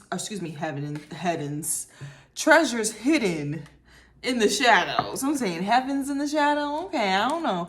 But I think that the shadow work that you guys have done really showed you the ways that blessings may have been blocked, or grace that may have been that people may have wanted to show wasn't, because of, you know, maybe the way that you subconsciously showed up, or maybe just like old patterns, or just more disintegrated parts of yourself, like the shadow side, you know what I mean? That part of yourself showed up that may have prevented the natural flow of abundance, where, you know, you have your gratitude, you have your grace, you're treating people the way you want to be treated. And so therefore that allows the universe to reward you, you know, for putting like that good energy, that good karma, that good intention into whatever, you know, certain actions were. And so therefore I think that with the fortune's wheel now, with the divine timing, you're realizing, okay, I see maybe some of the mistakes or the different ways that my shadow played into where I've been financially, or where I've been in regards to certain things coming together for me. And so now you really have been doing the work to be a lot more intentional. So that makes sense as to why the Daughter of Swords is coming out in reverse. It does suggest that maybe some of the hasty ways you may have been speaking to people, maybe being a little more tactless. You're probably being more tactful now. There may have been just some ways that maybe you have approached situations that was a little bit more connected to your shadow side, rather than more of that benefactor, gracious, and generous type of perspective. Essentially, also we have Dragon's Hoard, protection of the future. Dragon's Hoard also suggests that there is abundance coming in. Actually, you pretty much have the primary abundance cards, prosperity cards, within this shamanic oracle deck right now. So you have Dragon's Hoard, which talks about, you know, reaping the rewards and looking out for your legacy in the future. You have Benefactor, which means that you're coming into a position of being able to, you know, again, get something in return for good deeds, or for, you know, being gracious and showing up in a way that, that, you know how it is when it comes to, when they say like, oh, money likes to be with me. You're showing up in a way to where money is, or things that are physically tangible that are valuable to you whether that be relationships or certain connections, levels of status, whatever that is, they're coming together as a result of, you know, previous deeds that you've done, of being, you know, showing good faith and good effort towards people and things like that. And then you have also Fortune's Will, which is also talking about luck and things happen in divine timing. So honestly, I think Earth signs, you guys have done some serious work. At the root of it may have been to get a little bit more connected to your intuition, you know, getting back to your own integrity, your own form of truth. That again speaks to the Daughter of Swords. So I do think Earth signs, there was just some self-reflection. There was something that happened that really sparked it in your mind, and you are able to see the actual relationship between you and the universe and how you guys co-create together. That's that galactic mushroom and the Watchers and how they go. So like I explained, like with the Watchers, that is like, you know, the external, where you feel like you have people who are in the collective who are observing you and kind of trying to manipulate timelines or paradigms or their own actions as a result of their observing for you. That's what you get from people when they do like subliminal disses, that type of thing. That's what you get from the Watcher's energy. With the galactic mushroom energy, let me show it to you guys while I'm doing this. But with the galactic mushroom energy, that is where you're able to yourself tap into the collective, get messages, be able to answer questions, ask, you know, discover things and things like that about either the present, past, or future. And you're doing that by being connected to like that, collective, what is it called, mycelium or whatever, but that collective microcosm, right? And so you guys did have some level of either shadow work or just overall internal upgrade to where you're realizing how that relationship pushes and pulls. And now as a result, you are being a lot more intentional. You're being a lot more, you know, clear about the things that you're speaking into existence, the thoughts that you're entertaining and expanding. And that is bringing more of that rewards and that good fortune to you. So while it may be a little bit trippy, I didn't say it was going to be easy. It's definitely much so worthwhile. That is great. I'm not going to lie. Earth signs, this is great energy. I may recommend everybody to look at where the Earth placements is in a chart to see where this is happening for them, because this is good energy for you guys. Okay, let's go to the advice, and then we're going on to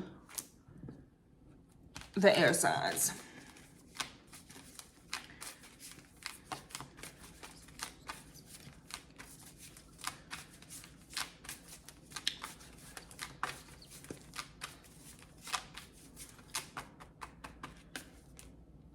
Oh, wow. Woo, baby. Exactly what I said, actually. Wow. Earth, this is... I ain't gonna lie, baby. I love to see it. I love to see it. This is good energy. I don't have no complaints about this right now, Earth signs. Okay. Oh.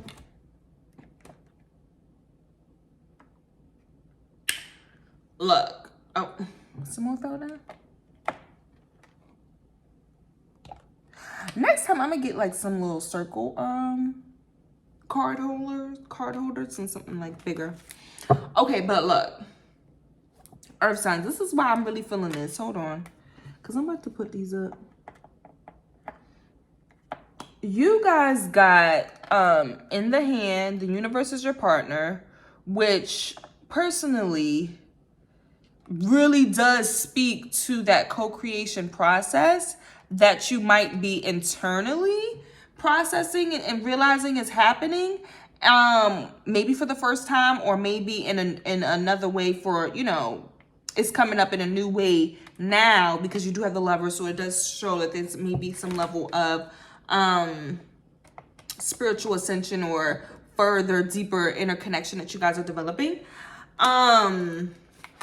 Yeah, the universe is your partner, you're in the hand, and Sky Dancers, surrender. Guys, do you know how good that is? When we're speaking about truly understanding the connection between you know, having the collective observe you and you be the quote unquote main character, and having, you know, all of these reverberations happening based off your thoughts or what you're speaking into existence, whatever it is, right? Having that experience, and then having that internal experience like through the galactic mushroom, where you're like, oh, I can tap into the collective, I can predict the future this way, I can uncover things about the present, I can reconnect things from the past. And that process, that is very powerful. And I feel like because it's such a, you know, divine process, it's just right now the advice is just for you to surrender to it. Not in terms of like, oh, go willy-nilly let life happen to you. No, it just means to truly flow with the process. Be graceful in that process. It's like the universe is a dance. It's like a symphony. They always say it's a bunch of, frequencies and vibrations moving around and things of that nature.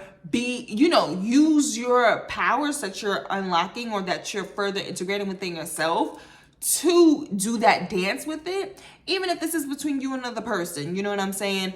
I'm not sure exactly the way that, this may show up in your relationships, but it could be to where you guys are mirroring each other so bad to where it's like, if you say something, like if you try to speak bad about them, that same thing happened to you. That happens a lot when people are in like really close romantic relationships.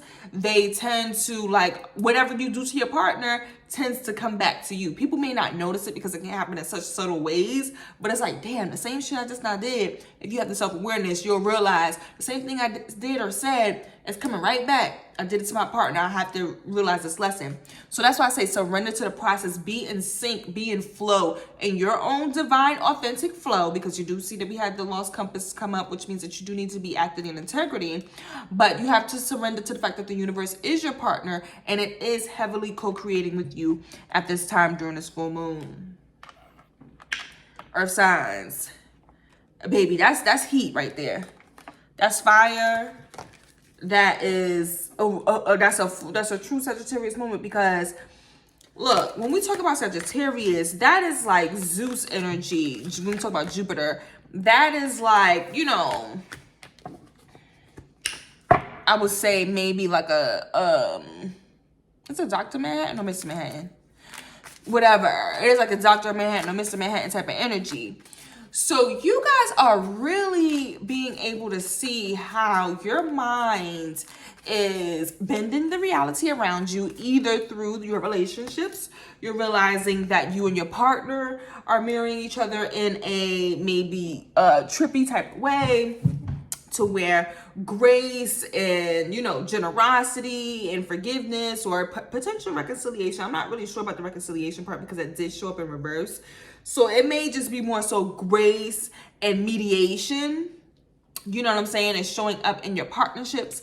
And then you have it in how it's showing up within yourself, to where your whole mindset is shifting.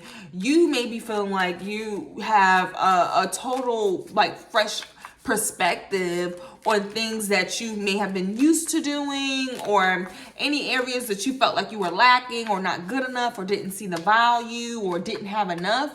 You're seeing like, oh, wait the fuck a minute. What I've been doing, what I've been bringing, my energy in itself is truly, it is next level. You know what I'm saying? It's a different echelon. You know what I'm saying? You are having like that self-fulfilling prophecy relationship with the universe right now. Very active in terms of your manifestation. So I feel like right now, Earth signs, is good for you to definitely be mindful, definitely focus on your authenticity, focus on, like with the net casters, cast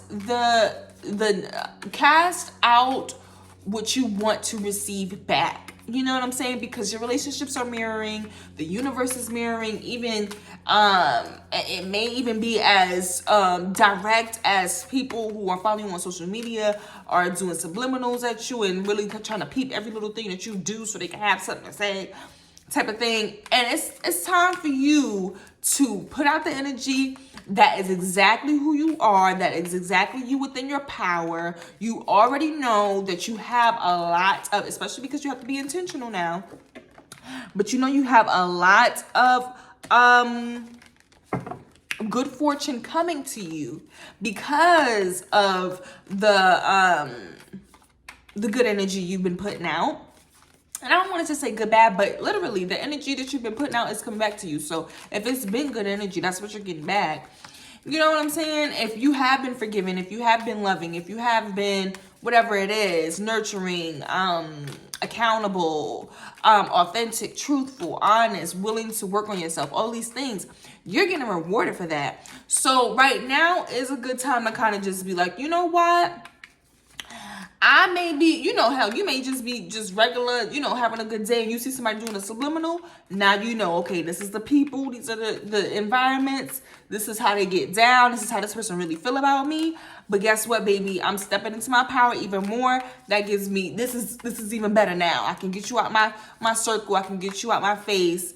Now, you know, before I'm on and before everything, you know, it starts to pop. So I'm not mad at it. I'm not mad at Earth signs. Let's go ahead and move on to the air. All right.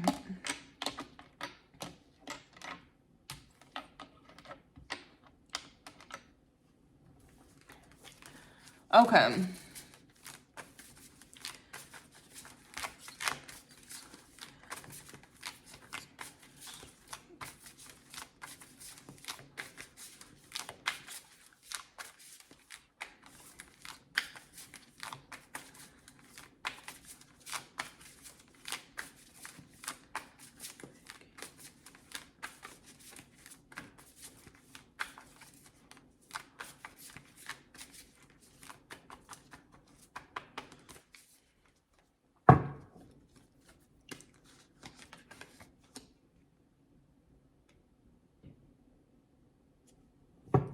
Do I want to pull these out for the Earth signs?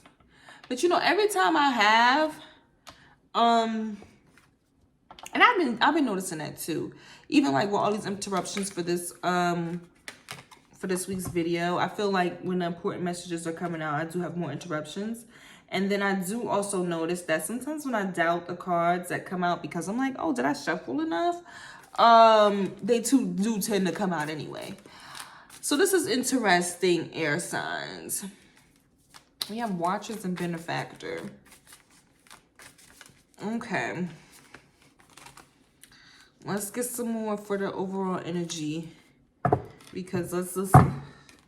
I'm like, okay. Oh, I don't think I can shuffle these the way I want to right now.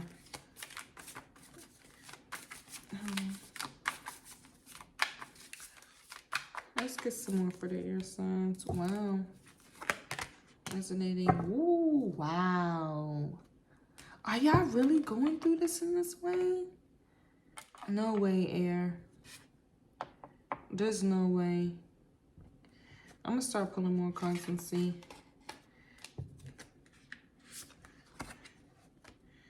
I take it that.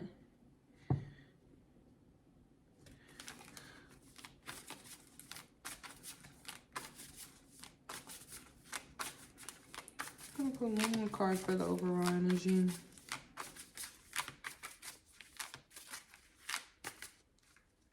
I do think the earth signs, what? It's the North Node in Jupiter that is speaking for the, that's why the earth signs reading is so important. It's reverberating out.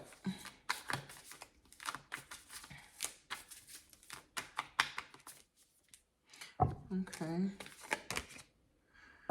Huh.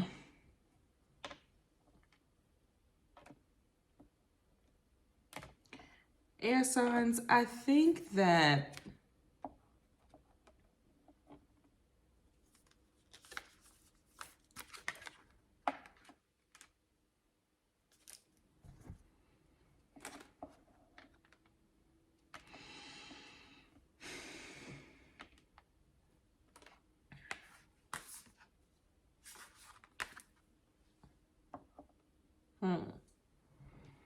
This is really interesting to me because I'm like, how? And I shuffled it before. Wow, I was shuffled. Okay.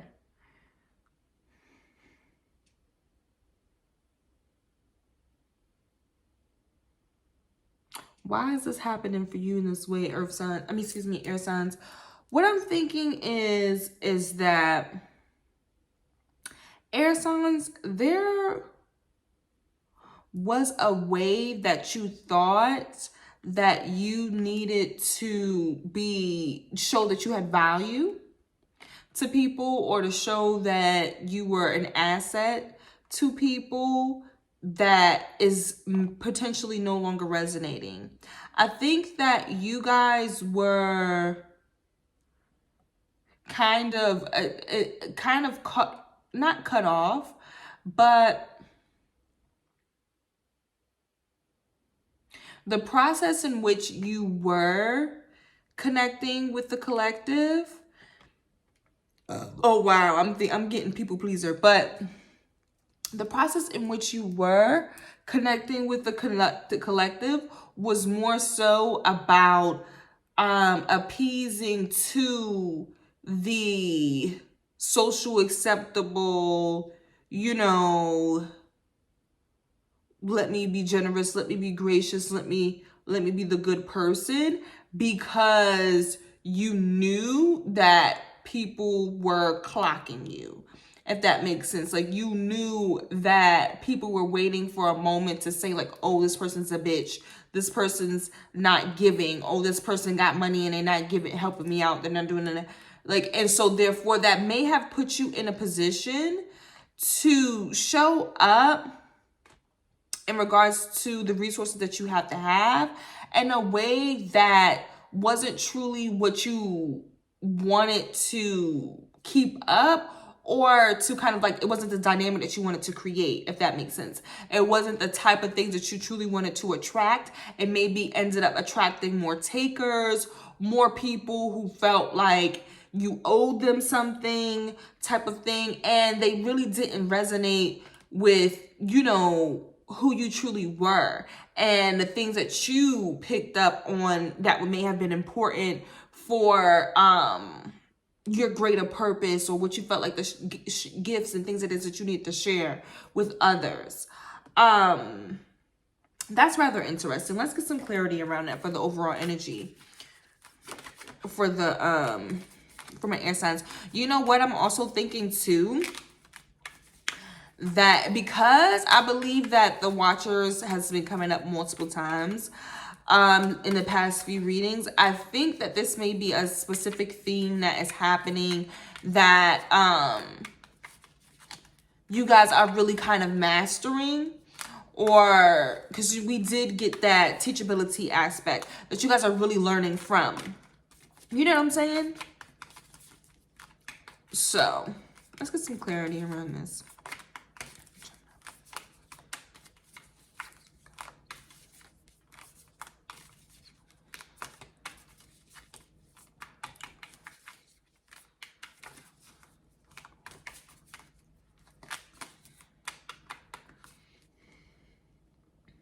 Oh, 7 of Cups. Oh, wow. This is clear as day, baby. Wow, yes. This is very, wow. This might be for the Libras and the Geminis. Y'all might have been people the fuck pleasing, baby, and people pleasing into some illusions. So we have the 3 of Cups and the 7 of Cups, which does equal a 10 of Cups, okay? Let's be real here. It doesn't mean that there wasn't a level of satisfaction that you were getting from these different energetic dynamics that you set up. There wasn't a level of, you were getting, probably reaping the rewards of looking like, oh, this is a good person because, oh, they're, you know how it is when somebody does, when they record them doing, philanthropic work or whatever, and they're doing it in a disingenuous way. Not to say you guys weren't really doing it in a disingenuous way, it just wasn't your most like, and it wasn't even about, because you don't have any cards that indicate inauthenticity. It just wasn't to your actual, not fullest extent, but like the highest power. You know how when some people, like the quality in which you would truly do it. You know how it is when some people, like, you know, they're more thoughtful than the average thing that the collective or whatever, or they may get peer pressured, or, oh, why don't you donate to this and do that, da, da, da, da, da. But your version of it would be a lot higher quality, and would be of something that would truly fit a need that you specifically tapped into the collective that they needed. So like your version of it wouldn't be to donate XYZ. Your version of it would be maybe to give out grants or fund certain projects to open up jobs or something like that within that community. So therefore, they wouldn't need to just need a donation. They would have something that would further give to them for, you know, repeatedly and for long term, if that makes sense. So it wasn't like it was inauthentic. It just wasn't to your highest octave. It wasn't to your most authentic level of quality. And what you derive is what you are supposed to give to the collective. And the reason why that's important to say is because we do have the Seven of Cups here. With the Seven of Cups, it does speak about having, you know, a plethora of options, but it does speak about a lot of those things being illusions. You know how on those game shows, you get to pick a few options, and you get, you know, one of these boxes has $10,000 in it, but the other one has like shitty, stupid, you know, beanie bag prizes that nobody cares about type of thing. So you have to realize that maybe there was a level of you feeling or having more filler connections, or more filler celebrations or gatherings, or, you know, levels of networking or associations that did bring you a lot of joy. It may have, in a way, you know, elevated your, I don't want to say social status, but at least like your emotional satisfaction, your social satisfaction type of thing. But it may have been too much padding. Like, you know what I mean? Like there could have been things that could have really gotten to, you know, it's not like an ace. It's not like an Ace of Cups and a Nine of Cups type of situation. A Nine of Cups would say that you are finding that internal, you pretty much are in your way of finding your own internal type of happiness, type of flow situation. And then you just get the Ace of Cups to get you your 10. And that's just like, oh, boom, you got your solid investment, your solid foundations type of situations, right? It's like, okay, there's been some celebrations, there's been some options, there's been variety, there's been maybe abundance, but some of that abundance may not have been, it may have been abundance of, you know, mediocrity, or things that, you know, wasn't of your most highest caliber and quality. So that is things to consider. Let's clarify this a little bit more, because this is interesting. I think for the air signs, what you guys are realizing it's about is definitely in regards to your social circles and, you know, maybe those immediate friendships. Oh, my ring light is a little bit too bright, child. That is a Three of Cups and a Seven of Cups. But let's clarify. Let's get a little bit more clarity for this, for the air signs, in terms of the overall energy. Oh, Two of Wands. Options. Oh, Crone. Wow. What did happen? Okay, hold on a minute now. You did have some options.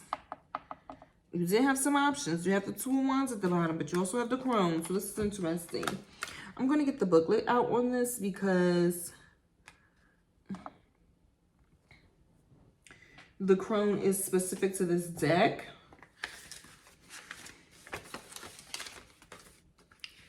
This is Earth sign. I mean, excuse me. Why I say Earth signs?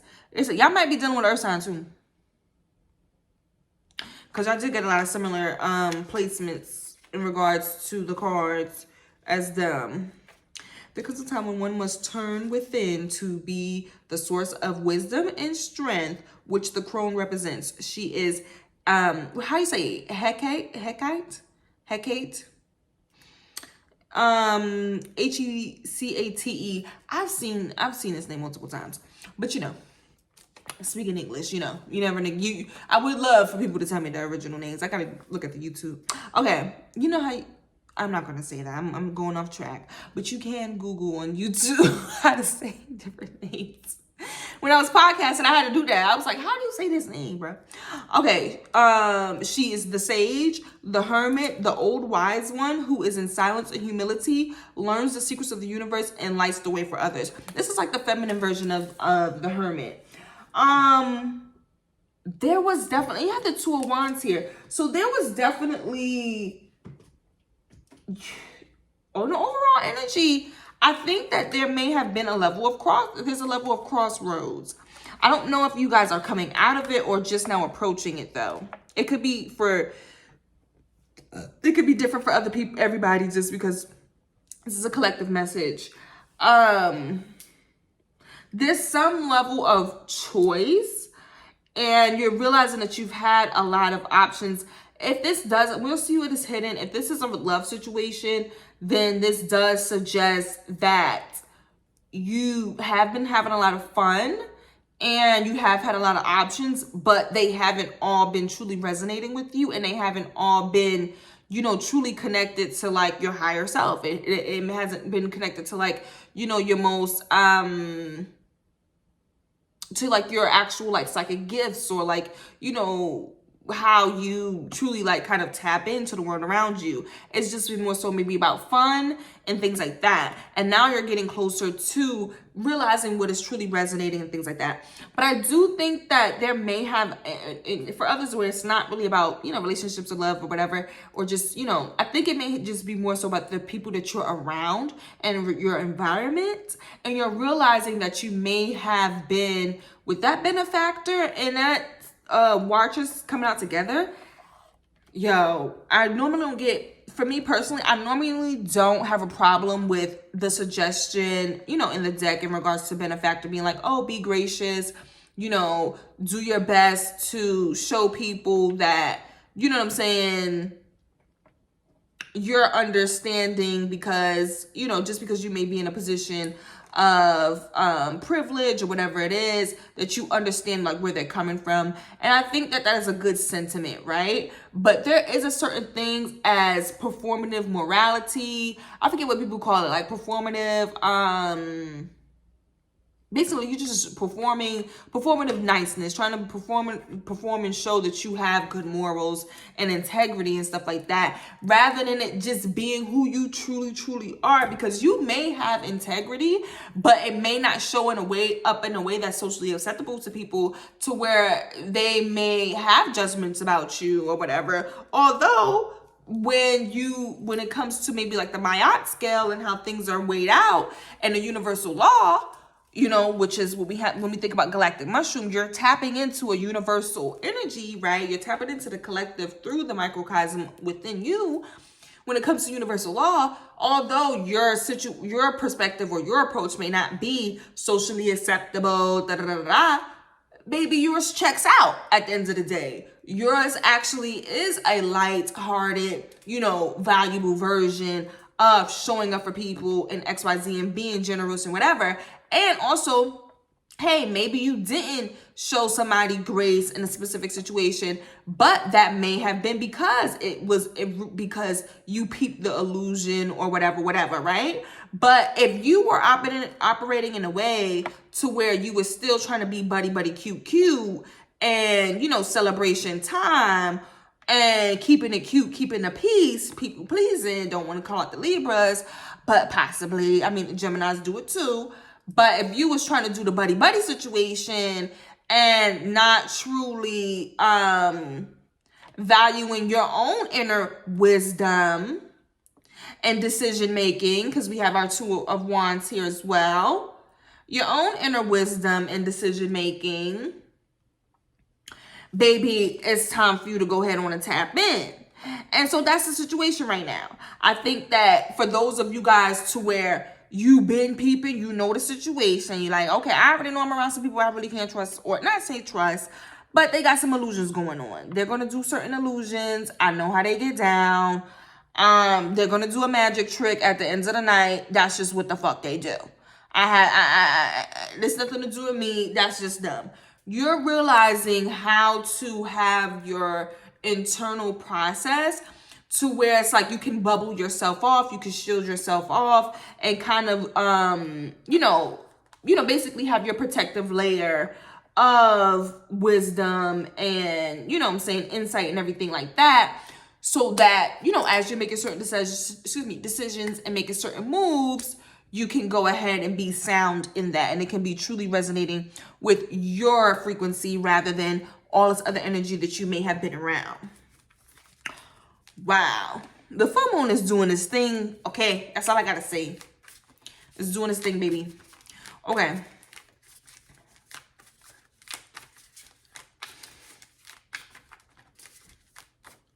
Whoa. That's my nose hurting. My nose just started hurting so randomly. That was just random.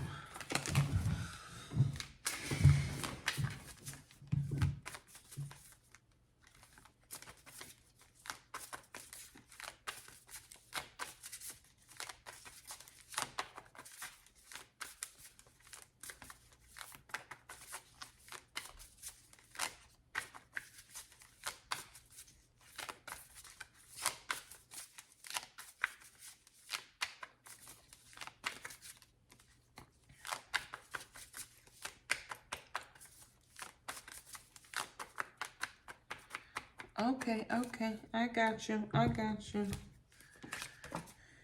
Whoo, where it's hidden. There wasn't enough self-love in certain places. And I think that you weren't really exploring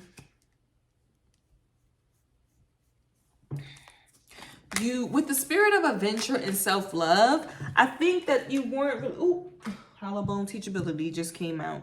Yeah, you weren't curious enough about yourself, if that makes sense. You weren't curious enough about, how like you discover new people and you have like excitement and joy. I think that may have been lacking about your own inner self-discovery.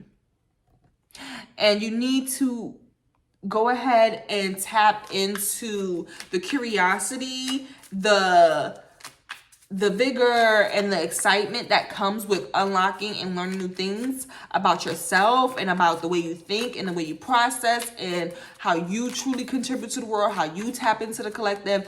You doing that with that excitement is really going to help you guys. It's going to help you guys a lot. And I think that may have been why initially there was some disconnect and resonance in regards to, how you were utilizing your resourcefulness. Oh, wow. Utilizing your resourcefulness and, what the energy that you've been attracting. I love this. So you have deep, quiet meditation and stillness and magician's, and magician's sword, confidence in your magic. This is powerful. Air signs. Definitely a good time to be at peace and be at rest during this full moon period, because you are definitely going, this is a highly activated motherfucking full moon, because the full moon is actually in Ophiuchus and Central astrology. So that's probably why it's showing up in this way. This is not just in your regular Sagittarius full moon. We have the, the ultimate mother serpent bearer in this process as well with Ophiuchus. And I think that full moon process is these psychic and power and gift activating type of messages is definitely influenced by that. I think that and that's something that you guys can research. Obviously, in tropical astrology, the full moon is in Sagittarius. But what I'm saying is this, guys, when you take this time to be, within that hermit mode, it may be more of a feminine hermit mode. It's not going to be, with hermit, it's more of an active, I'm not on social media, I'm not, answering the phone, I'm not talking. With the crone, it's more like, she's to herself, but she can still have a conversation with you. She may still have other responsibilities that she shows up for, but she may be very quiet and not in her head, but just she is in her head and thinking and processing things, but it's not like on word or anything. It's like I'm in deep thought, I am in deep inner meditation, and I'm unlocking things about my magic. I'm becoming more, I'm becoming a student of myself again. And that's great energy. Anything else? Oh, perfect storm. Wow, what's this about? With further gate forward. I mean, the bold step forward, the further gate. There definitely are things that are coming together. These two tend to come out together a lot, actually, for me. And it's 44 and 55 too. Ooh, baby. Baby. This is important because what you're doing is impacting like your finances and your prosperity as well. Although it is reversed, but you know, it is what it is. It's not really the end of the world. It's just showing you that your resourcefulness actually in the overall is reversed too. That could mean that you guys might have some leeching energy around you, period. And the way that you showed up for that energy before maybe have made them, I'm not going to say entitled, but it created the illusion that this was the energetic dynamic and they could celebrate on your dime and they can do whatever because they know you're going to have it and you maybe wasn't supposed to do that. That really wasn't the role that you was really about to do. And so there's some level of, there's something that happens with this perfect storm. I normally take it as just a synchronistic event to where you can't deny the message that you're getting from it. You know what I'm saying? To where you have a conversation and you do something with somebody or you whatever, and you like, bruh, all of this shit just came together. I cannot ignore. If I did this, I'll be ignoring my intuition type shit. With this bold step forward, you're really seeing the necessary changes that has to happen and you're making the moves towards that. And I think it has a lot to do with the circle that you've been in, either the tribe, or tribal, you know, type of things that you've been involved in, housing situations. With the Three of Cups, it could be love options that you may have had to where it's like, okay, I'm seeing who's really for me and who's not. You know, just I think it has to do with your greater environment. Do we want to clarify? Let's do one more thing to clarify for the for what's hidden, and then let's move on to advice. Two of this. Wow, you making a decision. Two of Cups. Wow. Two of this and Two of Cups. Y'all, this is love. Child. Ooh. I don't know. It's something to do with the heart, baby. It's a matter of the heart. You're trying to balance something. I think that not everybody has a bunch of options in dating. So let's, you know, for those of us who are single, I mean, it's true. But for those that are single, I think that it may be, you know, maybe emotional type of decision in regards to the type of circles that you've been around, right? You're trying to see a way to balance it because these people or these environments may be connected to your heart. They may be connected to you emotionally. They may be connected to you in a deeper way rather than just, you know, finances or whatever. You know what I'm saying? This is actually a heartfelt type of connection, family, true friends, relationships type of thing. And you're really trying to figure out how to balance what you're picking up and the fact that you know that certain dynamics about it has to end and has to be more in your frequency so that you can actually resonate with these spaces. And you're trying to figure out how to balance that. So that's why you do need that deep quiet and that meditation. Let's go ahead on into advice, y'all. I can't even believe it. The whole dang one thing. My ears is ringing a little bit. Okay.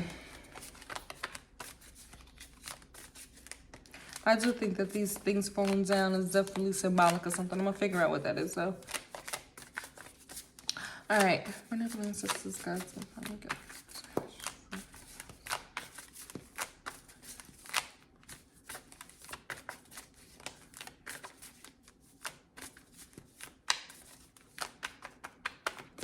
I can switch your word for advice. No, don't do that again. I want the overall energy can't be the advice. Come on.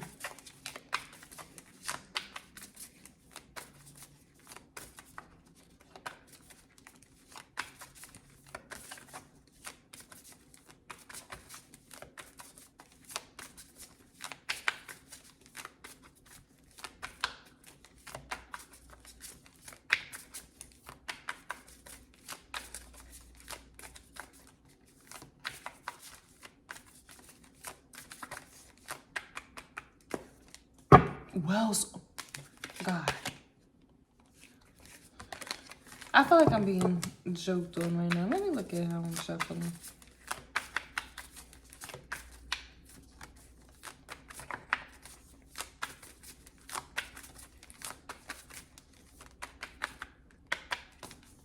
Okay. Wow. Okay. For advice, we have initiation and jeweled web. Okay. I think that you guys are it's definitely necessary for you guys to get into that deep meditative mode, because there is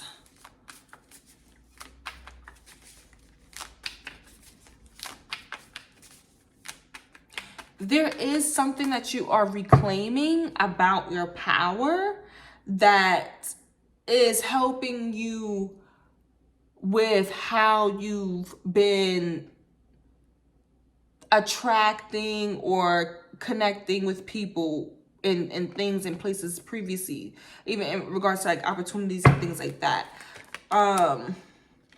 It's about, yes, because there's something about your power that you may have to, I don't know if reactivate or strengthen, or because it said have confidence in your power. So I think it's maybe like have trust in, so that you can see how to resonate with having the level of resources, self-worth, value, like physical effort and value that you bring to other people, how you can do that and show that in a way to where that you guys are connecting and it's not, you know, inauthentic. You know what I'm saying? It's not happening in a way to where you feel like, you know, this is kind of sort of the group that you want to be in. This is kind of sort of the person you want to be with.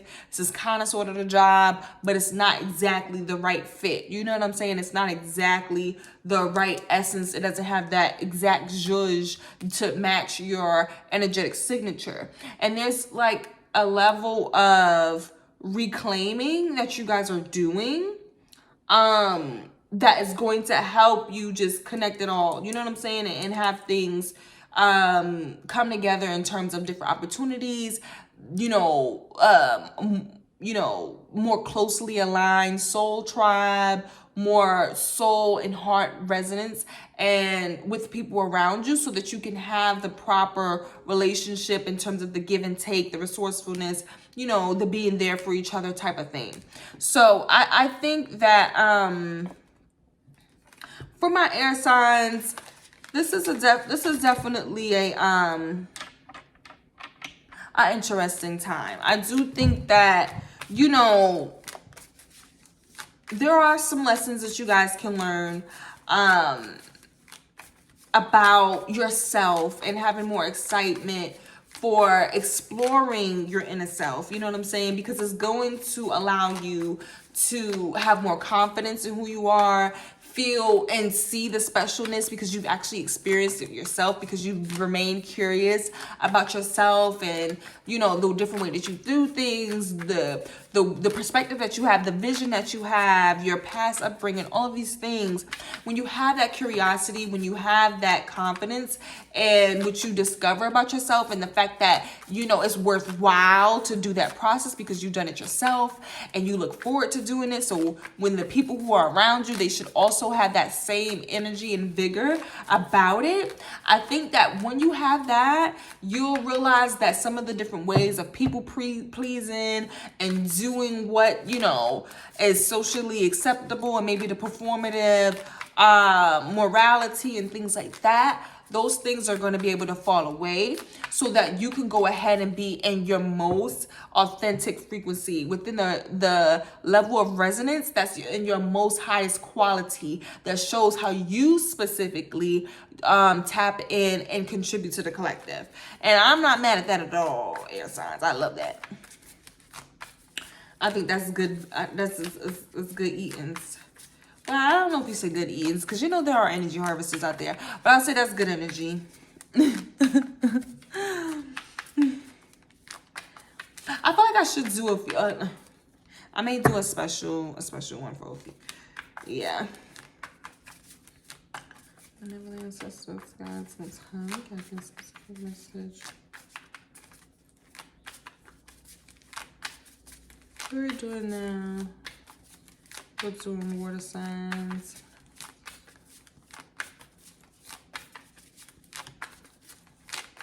Air signs. Wow. What happened with that?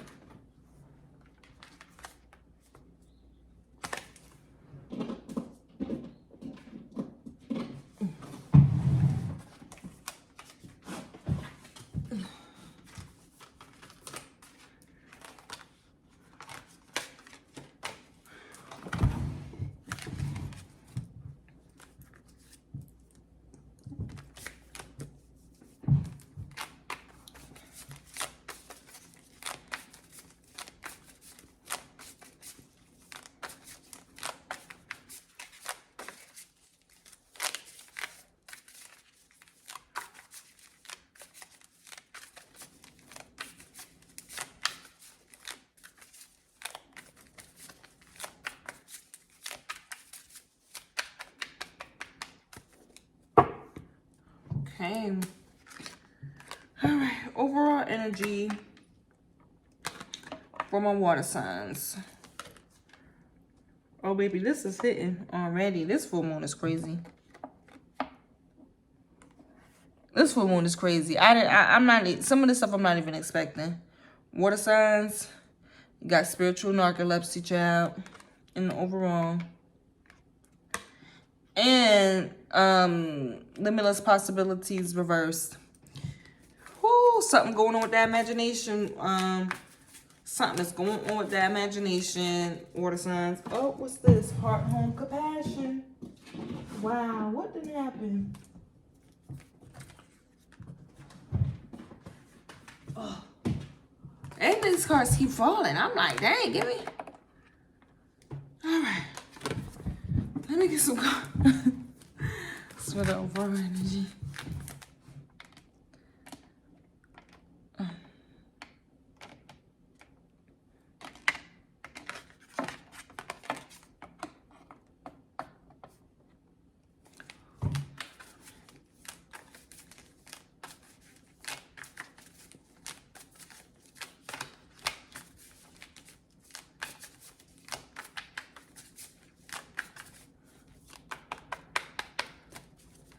Oh, some grace.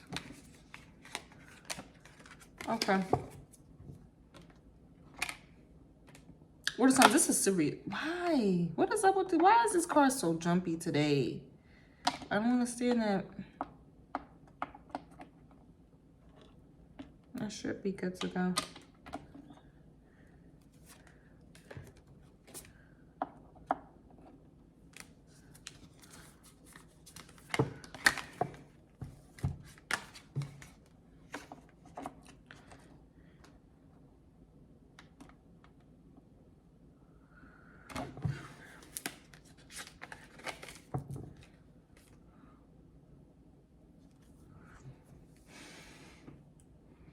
Water signs, I think that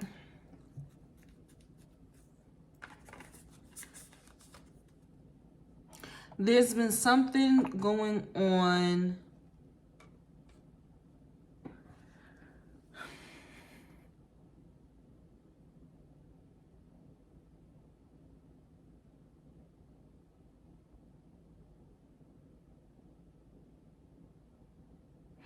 I want to say with your spiritual evolution, if that makes sense. I feel like there is some transmutation happening. We have Fool's Embrace, transmuting pain. Heart, home, compassion. And we also have limitless possibilities in reverse. I think that there is a level of spiritual evolution that is happening within you guys. And the way that you thought, or the significance that you thought it had, may not be exactly the way it truly is. I think that there may have been some things that you were mostly learning about your capacity to love yourself, to love like what your true home frequency is, and to value that. There may have been so much pain around it that you haven't been able to be the true like example that you want to see, if that makes sense. Like there may be some things going on within you to where it is like you are hurt, you are having moments to where you're not as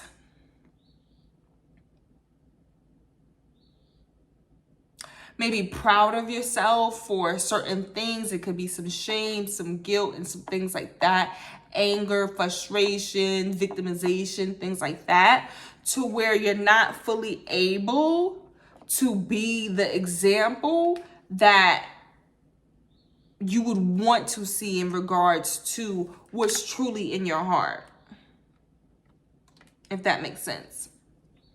Those are the different things that you are reflecting on right now, because you don't want to limit yourself in regards to what you think is possible, what you think is coming into your life, what you think is out there for you, because it is, if you have that limited imagination and perspective on it, you're not going to be able to have the focus on your spiritual path and the awareness in your spiritual pursuit that is truly, you know what I'm saying, that is truly within like fulfilling your mission, if that makes sense. I think that there may be some different aspects of what you have been currently healing or transmuting, that the conclusions that you are becoming inclined to draw are kind of reiterations of more hurt and less evolved versions of yourself, if that makes sense. It's like you may be transmuting something, and instead of, you know, showing like your divine angelic God body aspect, you may be showing up a little bit in the materialistic carnal perspective. And that's definitely something to think about for my water signs. Okay, let's get some clarity around that. I think that there was a balance that you attempted to do in regards to how things were connecting, but things got off balance. You know what I'm saying?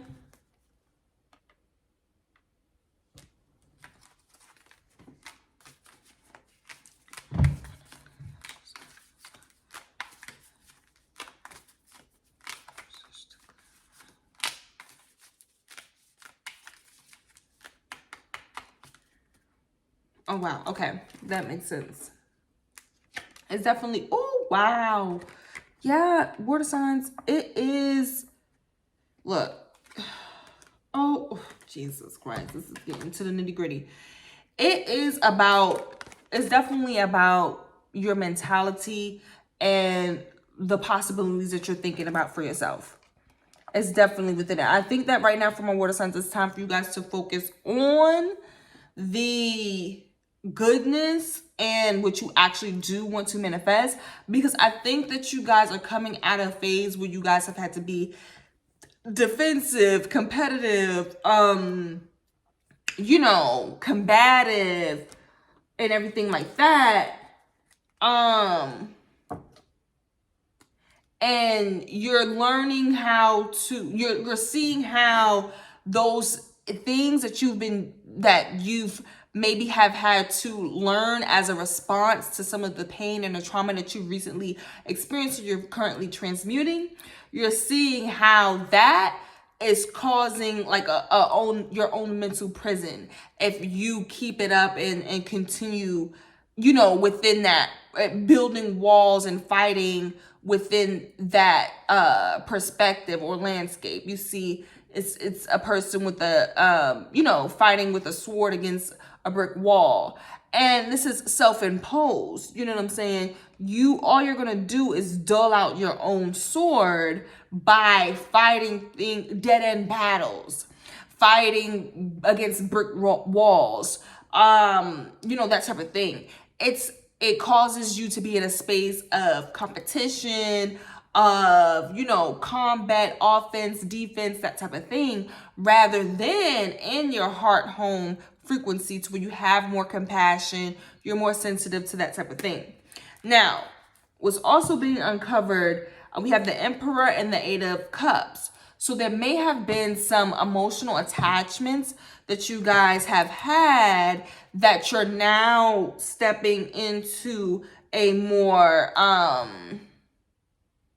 proactive way of approaching it. So maybe you have some different ways that you've been emotionally connecting, or maybe holding on to different things emotionally that may cause you to be a little bit more suppressed, depressed, sad type of thing, and you're moving into more of that empowered active phase to actively transmute it and to step more into, let's say, like your masculine energy of moving that energy around and finding outlets for it. So this is definitely, especially when we get this in overall energy, this is definitely saying that by tapping into, especially with, you want to turn around this energy that you may have towards the different possibilities that you feel like are opening up to you. You want to be more of experience and putting yourself out there to actively participate in the energy that you want to see.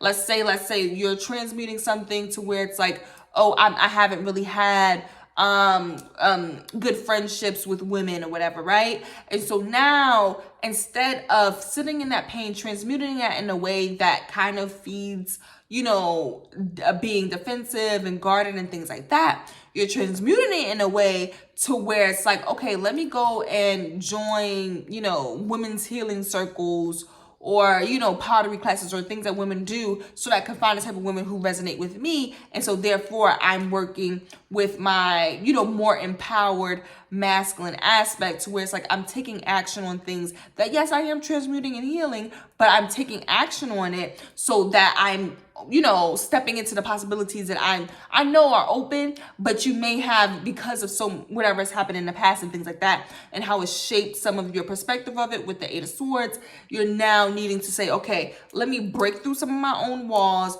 by actually immersing myself in these different experiences so I can feel and attract and, participate in the things that are going to put me in my heart frequency and so I can therefore be the change that I want to see around me and things like that. While I'm transmuting these things, I can be more aligned with my spiritual path rather than, maybe padding it with earthly pleasures or earthly desires or chasing at the shiny thing or whatever. This is the ultimate end goal that's going to make me happy, but it's really not connected to like your soul purpose and your mission and things like that.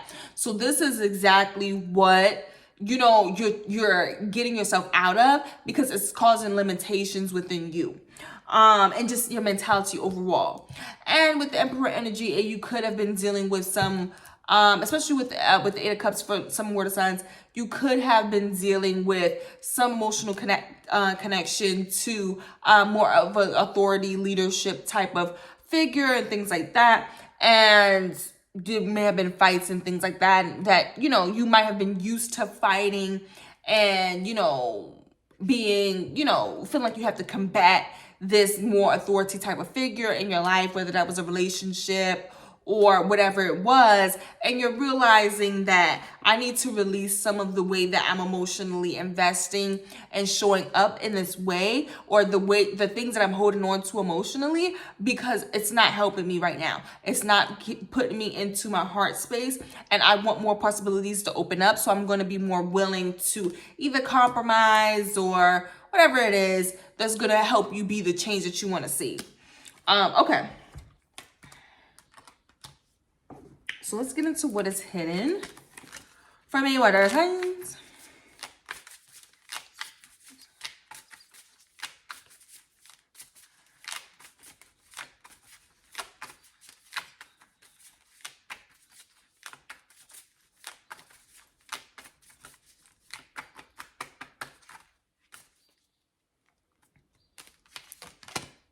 Oh, wow.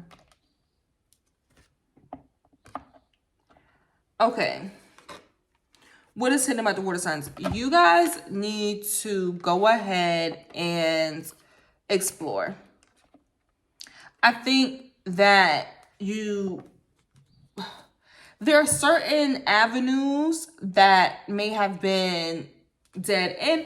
I don't know. With the closing door coming out in this way, what is hidden? This could be a few different things for you guys, because I don't want to just project what I think should happen. Yep, was that sacred contract coming out? Child. We'll see if it comes out again. We have beloved 2, sacred contract, and netcasters. So that's very important. But I mean, we'll see if it comes out. But the thing what I'm saying is that this could be a couple of different things. So water signs, what is hidden? That you guys are stalling out on closing a door on something, and you are maybe delaying the process of ending a cycle or whatever it is. And at the root of it is because you know that there is a level of adventure that you're supposed to be embarking on, and maybe that, I don't know if it scares you or you feel like whatever, I don't know, like you're nervous about the possibilities, or you haven't even thought about the different possibilities, but it's causing a delay in closing something out. This, for others, there could be unfinished business potentially with that closing door and completion in reverse. There could be a level of unfinished business that the spirit of adventure is encouraging you to explore. That is not for everybody. That is only for a select few. It depends on the situation, please. Especially when we have the 7 of Wands in reverse. You do not want to be exploring unfinished business with something that you know is combative. More looking for the fight rather than a resolution. That type of energy, that's not what that is advising. It's basically saying that if you were the person to where you were preventing, or you were more combative than looking for resolution, and you do have, something that you need to resolve, you need to explore different options to do so. You know what I'm saying? And then for others, I think that because a door has closed and certain things are coming to completion, that you guys are kind of gearing up. Like there's adventure embarking, but you may be, you know, I really do think that there just may have been, I don't know if it's lack of imagination or it's just maybe the mentality around it, to where you're not thinking of the closing door as a opening for an adventure. You just think like, oh, the door's closed and, you know, that's pretty much it. You kind of just sitting at the door that's closed, rather than realizing that, oh, wait, does this mean that there's more doors for me to go see, there's more things for me to do, this type of thing. And I think that that's a little bit of what could be hidden. Let's see what else is in there. The disowned self. Yes, there could be something that you were exploring about yourself as well, that you may have thought has been over and done with, but it's not. Oh, Dust Devil coming in reverse. Okay, you guys are getting moving. You're getting moving for sure. I think that there were parts of you, Magician's Sword and then Shadow. We have Magician's Sword, Trusting in Magic, and then Treasures Hidden in the Shadow. I think that there may have been parts of you that you tried to shut out because it was painful. You know what I'm saying? Because it didn't fit or fully integrate in whatever type of initial pursuit that you had, that you thought was like, oh, this is my what is it, my goal at the ends of the rainbow. I think that you guys, I think with this transmuting the pain, you're seeing a part of yourself that maybe was lying dormant for some while, to where it only really came out if you were in combat, in fights, in the thick of things, in a space to where you had to be in survival mode and things like that. Those parts of you are showing up and you're transmuting it and you're healing it, and it's triggering in a lot of ways, to where you maybe don't fully understand how to be the exact change that you want. Maybe because you haven't taken the time to truly see, like with your mind's eye, what something completely new for yourself would look like, and what, you know, what the process would be to even explore that, or to kind of go on that adventure to see. You know what I'm saying? And I think that you might have gotten comfortable and be like, oh, they done activated this part of me, I'm about to turn up, I done did this before, I know how to do da-da-da. Rather than you not realizing that this situation is calling you to show up differently, not to do what you used to do, what you normally do type of thing. So it's just one of those things for you guys to kind of think about, you know what I mean? Because for me, it's suggesting, especially in the hidden position with the Dust Devil in reverse, that you guys are getting out of a level of stagnancy. You are actively transmuting things.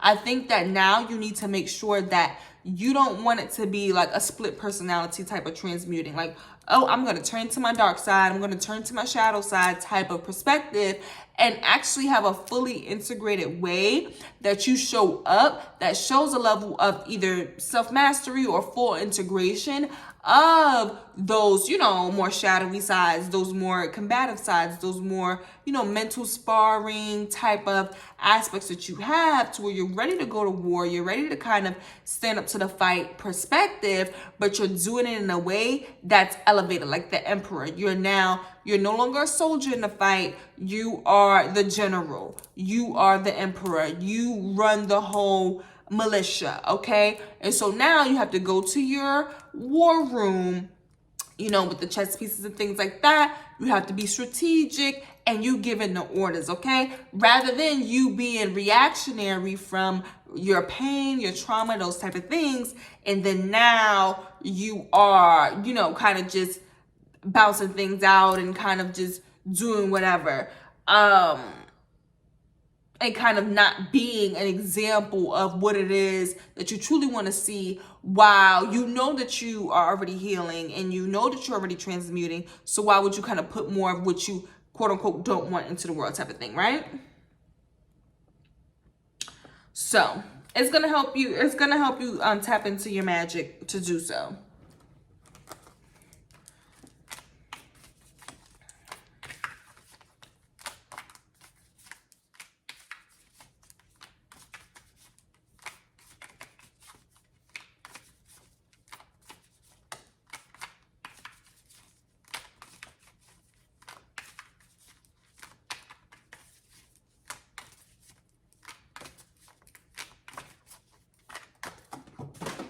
What in the world?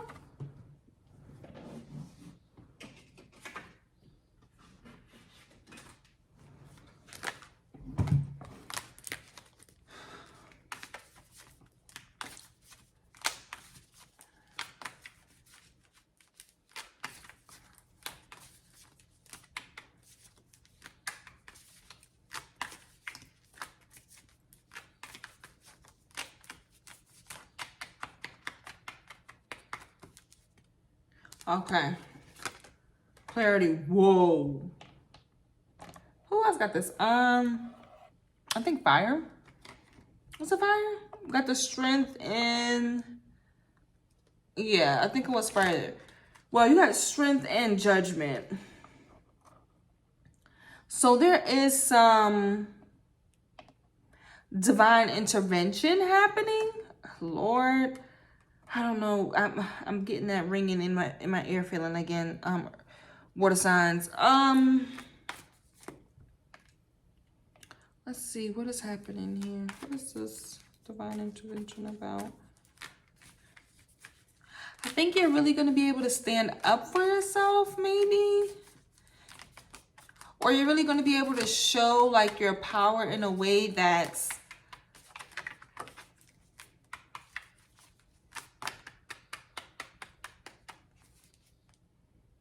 let's see. Oh, wow. Oh.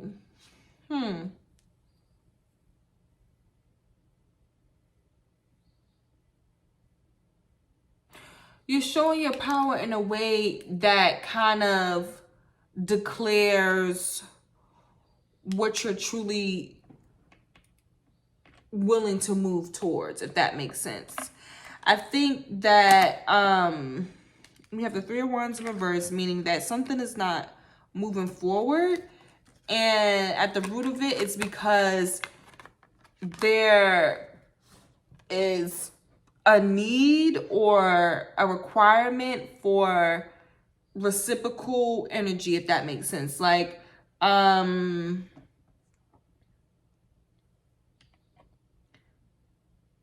like you wash my back, I wash your back.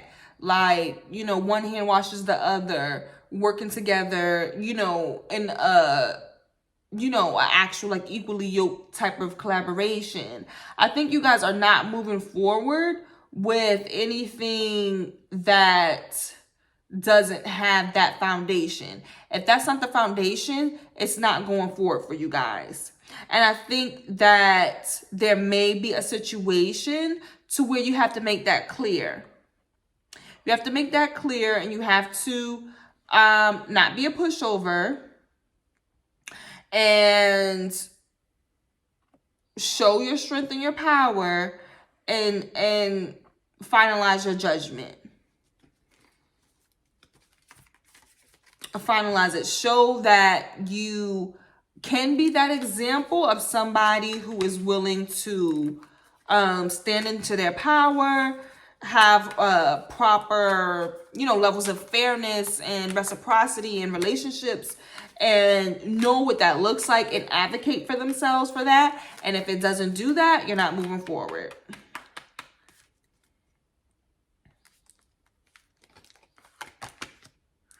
Daughter of Cups and Priestess of Swords.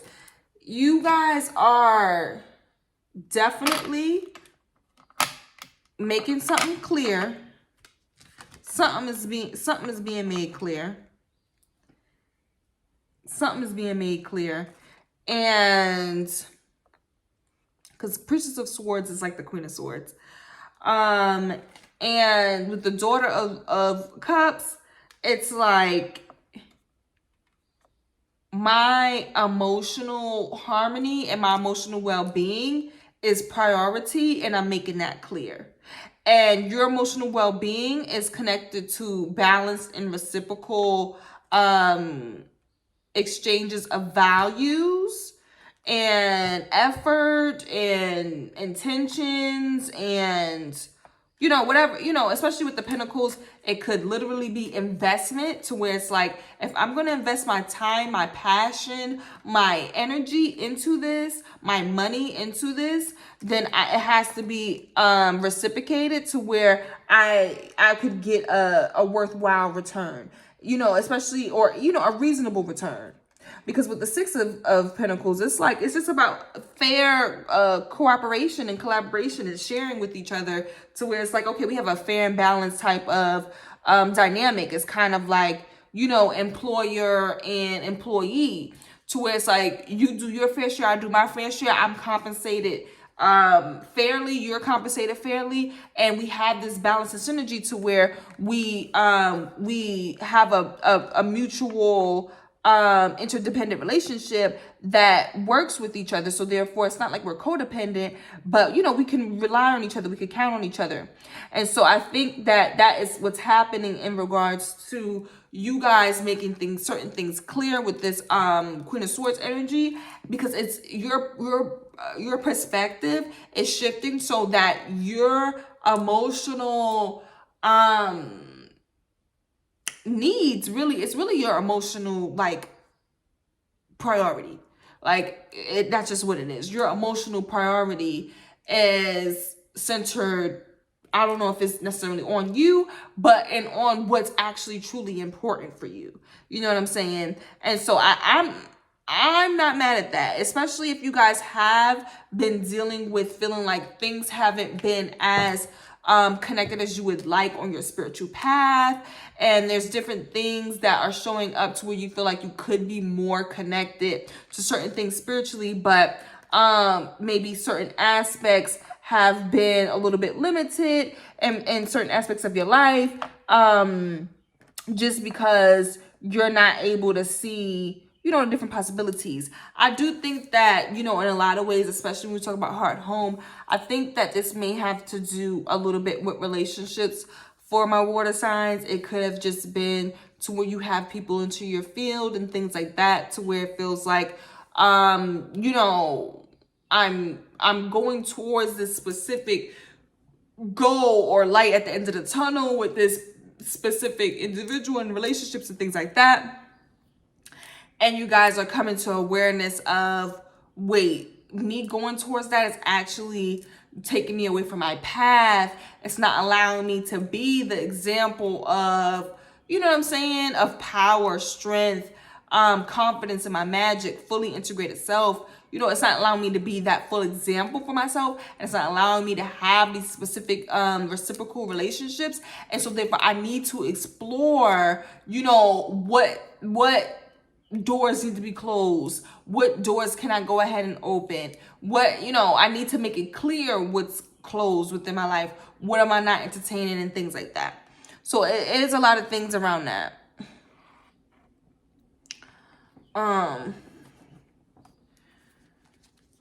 Water signs. Would you like one more card for what's hidden before we go to advice?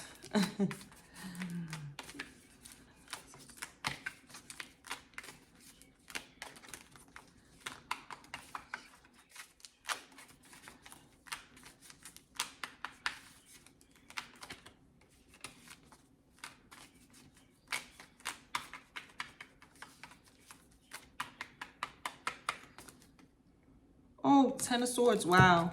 Yeah, that transmuted pain. That's that victimization. Two of Swords. Ooh.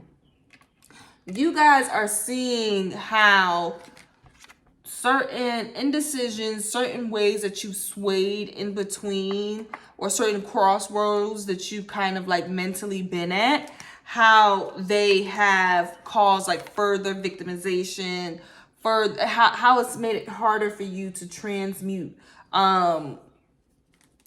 certain things. We got the Nine of Cups here and the Five of Wands. Yeah, it's the arguing. It's the aggression. It is the conflict.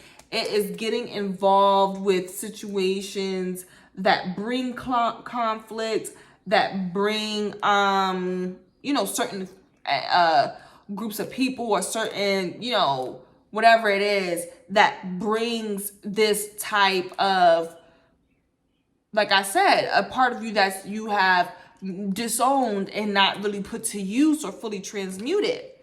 And you're realizing how to get back to your own individual happiness, because all of that conflict is messing it up. And I think that maybe there was a level of you stalling and kind of trying to do the, the alter ego type of situation, the 1 foot in, 1 foot out, one way, one here, one part of you was here, one part of you was there 1 minute. By doing that, you've just delayed the process of healing and further kinds of re-injured yourself. So there could have just been ways to where you're like, oh, I'm going to handle it in my most divine way. I'm going to do it the right way. I'm going to da-da-da-da-da. I'm not going to cuss these motherfuckers out today. And then you get there, you cuss them out. And then you make it worse. So it's like, okay, so what was the point of us, trying not to cuss these motherfuckers out?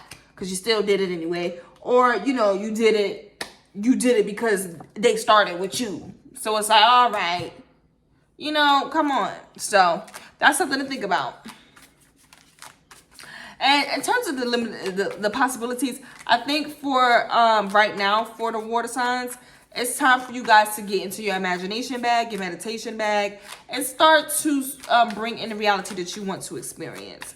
So I would highly suggest that for this full moon energy, as certain things are being transmuted and things like that, as you're transmuting them, you need to be replacing those perspectives, ideas, whatever they are, with what you do want to see.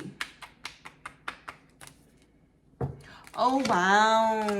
Straddling between worlds, deep diving into the task. So your advice is to really get focused. That's great for the full moon, actually. Really go ahead and get focused during this full moon. Stay, into exactly what allows you to be fully connected in your trance-like spaces, to where you feel like you're doing a meditative creation process, because you are going to be dipping into different worlds. You guys, I do think that these are different parts of yourself. I really do. With the Two of Swords, did you guys get the two? No? You got the Two of Swords.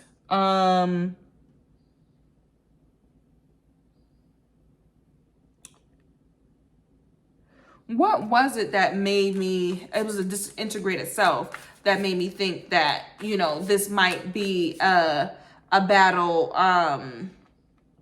in regards to how you once showed up versus how you show up now.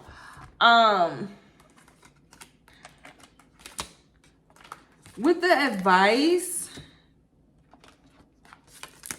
we have deep diver, straddling worlds, in between realms. So for me, guys, I'm honestly taking this as you are definitely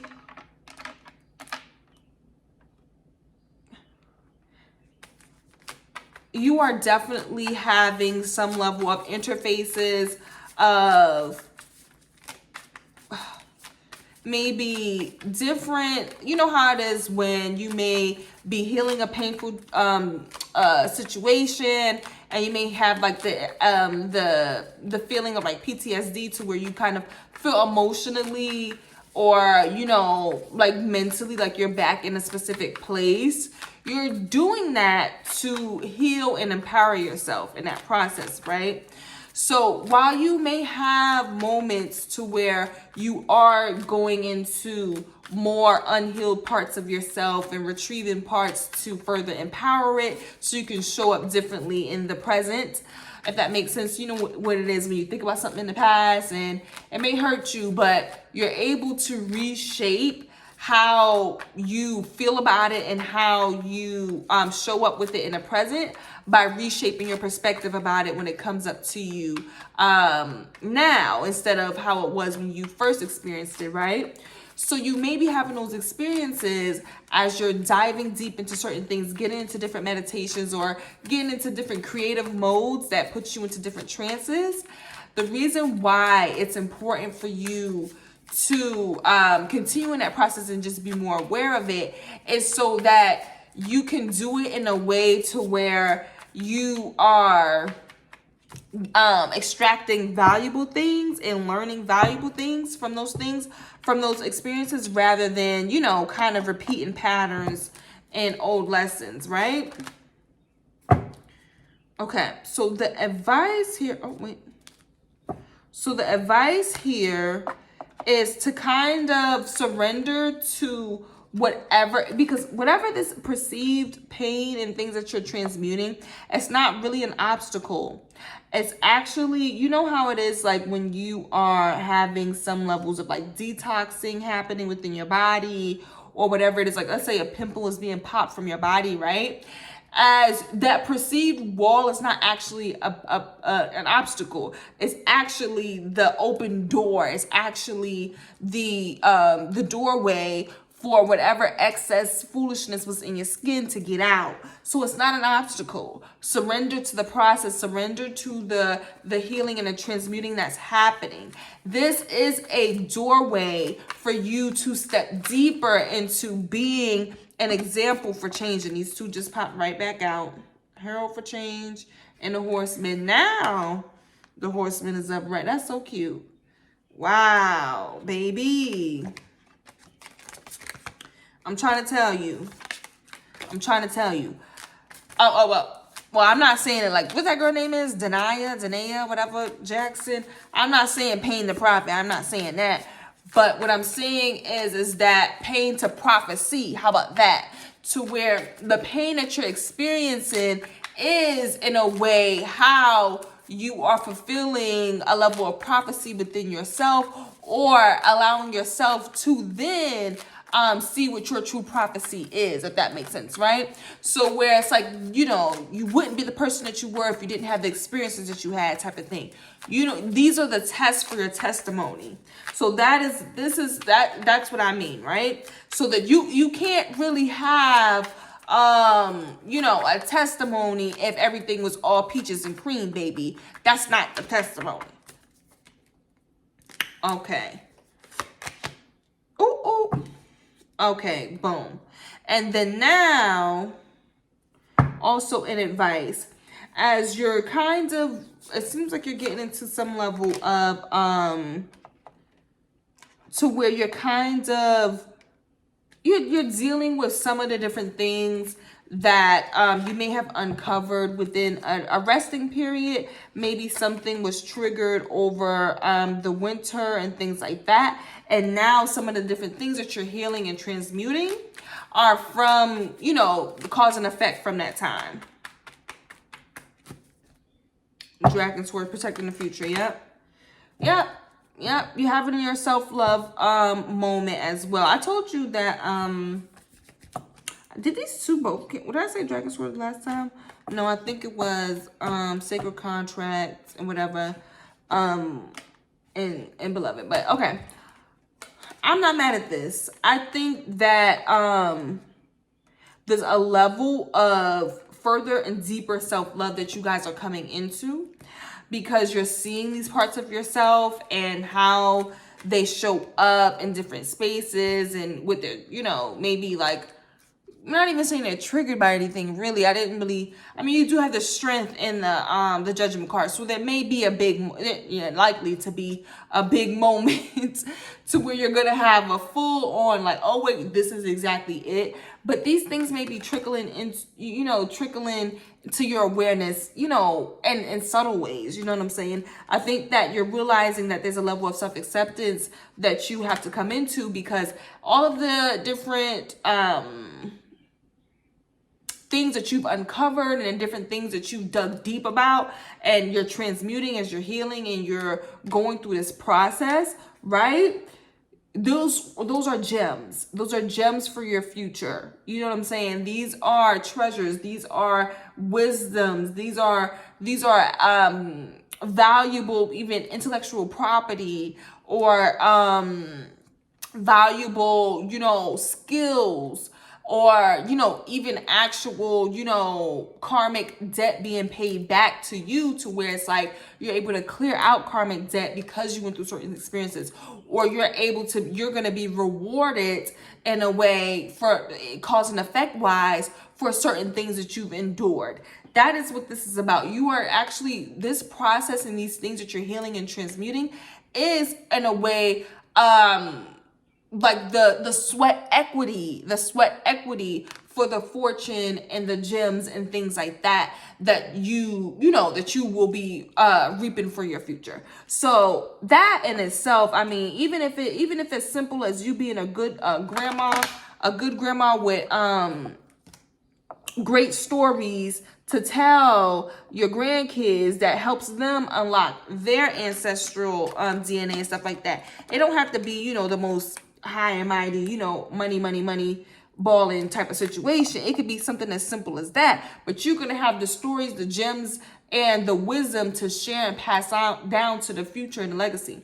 So this is important for you. This is important for you to honor and respect, and to show up in a way that you can be the change that you want to see, because you're going in between realms right now. You may be experiencing, where you're kind of like having past life regressions to childhood or to different past lives or whatever, and you're realizing how boop, boop, boop, all this stuff is connected, and you're transmuting it. You're feeling the pain, you're feeling this, you're feeling that, and sometimes you may, get a little bit of sad or whatever, or you may kind of wallow in some of that pain, and you may not be the exact, you may feel a little bit limited or let down about that. But at the end of the day, as you continue to transmute that energy, as you continue to extract the gems from it, as you continue to break out of your own mental prison from it, you're going to be able to actually see the value of it. You're going to be able to relay that value to other people. You're going to be able to be the example of the triumphant story, the conqueror story, and that type of thing. So this is, I feel like with this full moon right now, y'all, a lot of people are going through, really impactful things that are true to their signature, their energetic signature, to their spiritual power, to how they connect with others, how they are influencing the collective in that way, and the value that they specifically bring to the collective with their own gifts. So right now is a good time to remain teachable. It's a good time to be curious, to explore, to actually go on those either internal or physical adventures, so that you can open up those different possibilities, so that your imagination and your vision is open to all the new things that could come in, so that you can actually manifest not exactly, because, be open to the element of surprise. It could be something better. They say you got your plan and God's plan, but you'll be open to the goodness and the rewards and the fortune and the good fortune that comes from that. But okay, that is all. This was a good full moon reading. There was a lot of interruptions, so hopefully, this is streamlined for you guys to be a really good, smooth message and how it's received. I think, like I said, due to the interruptions, there's definitely going to be some good messages in here. I hope you guys all appreciated it. Like, share, subscribe, and I will see you during the next moon cycle. Peace.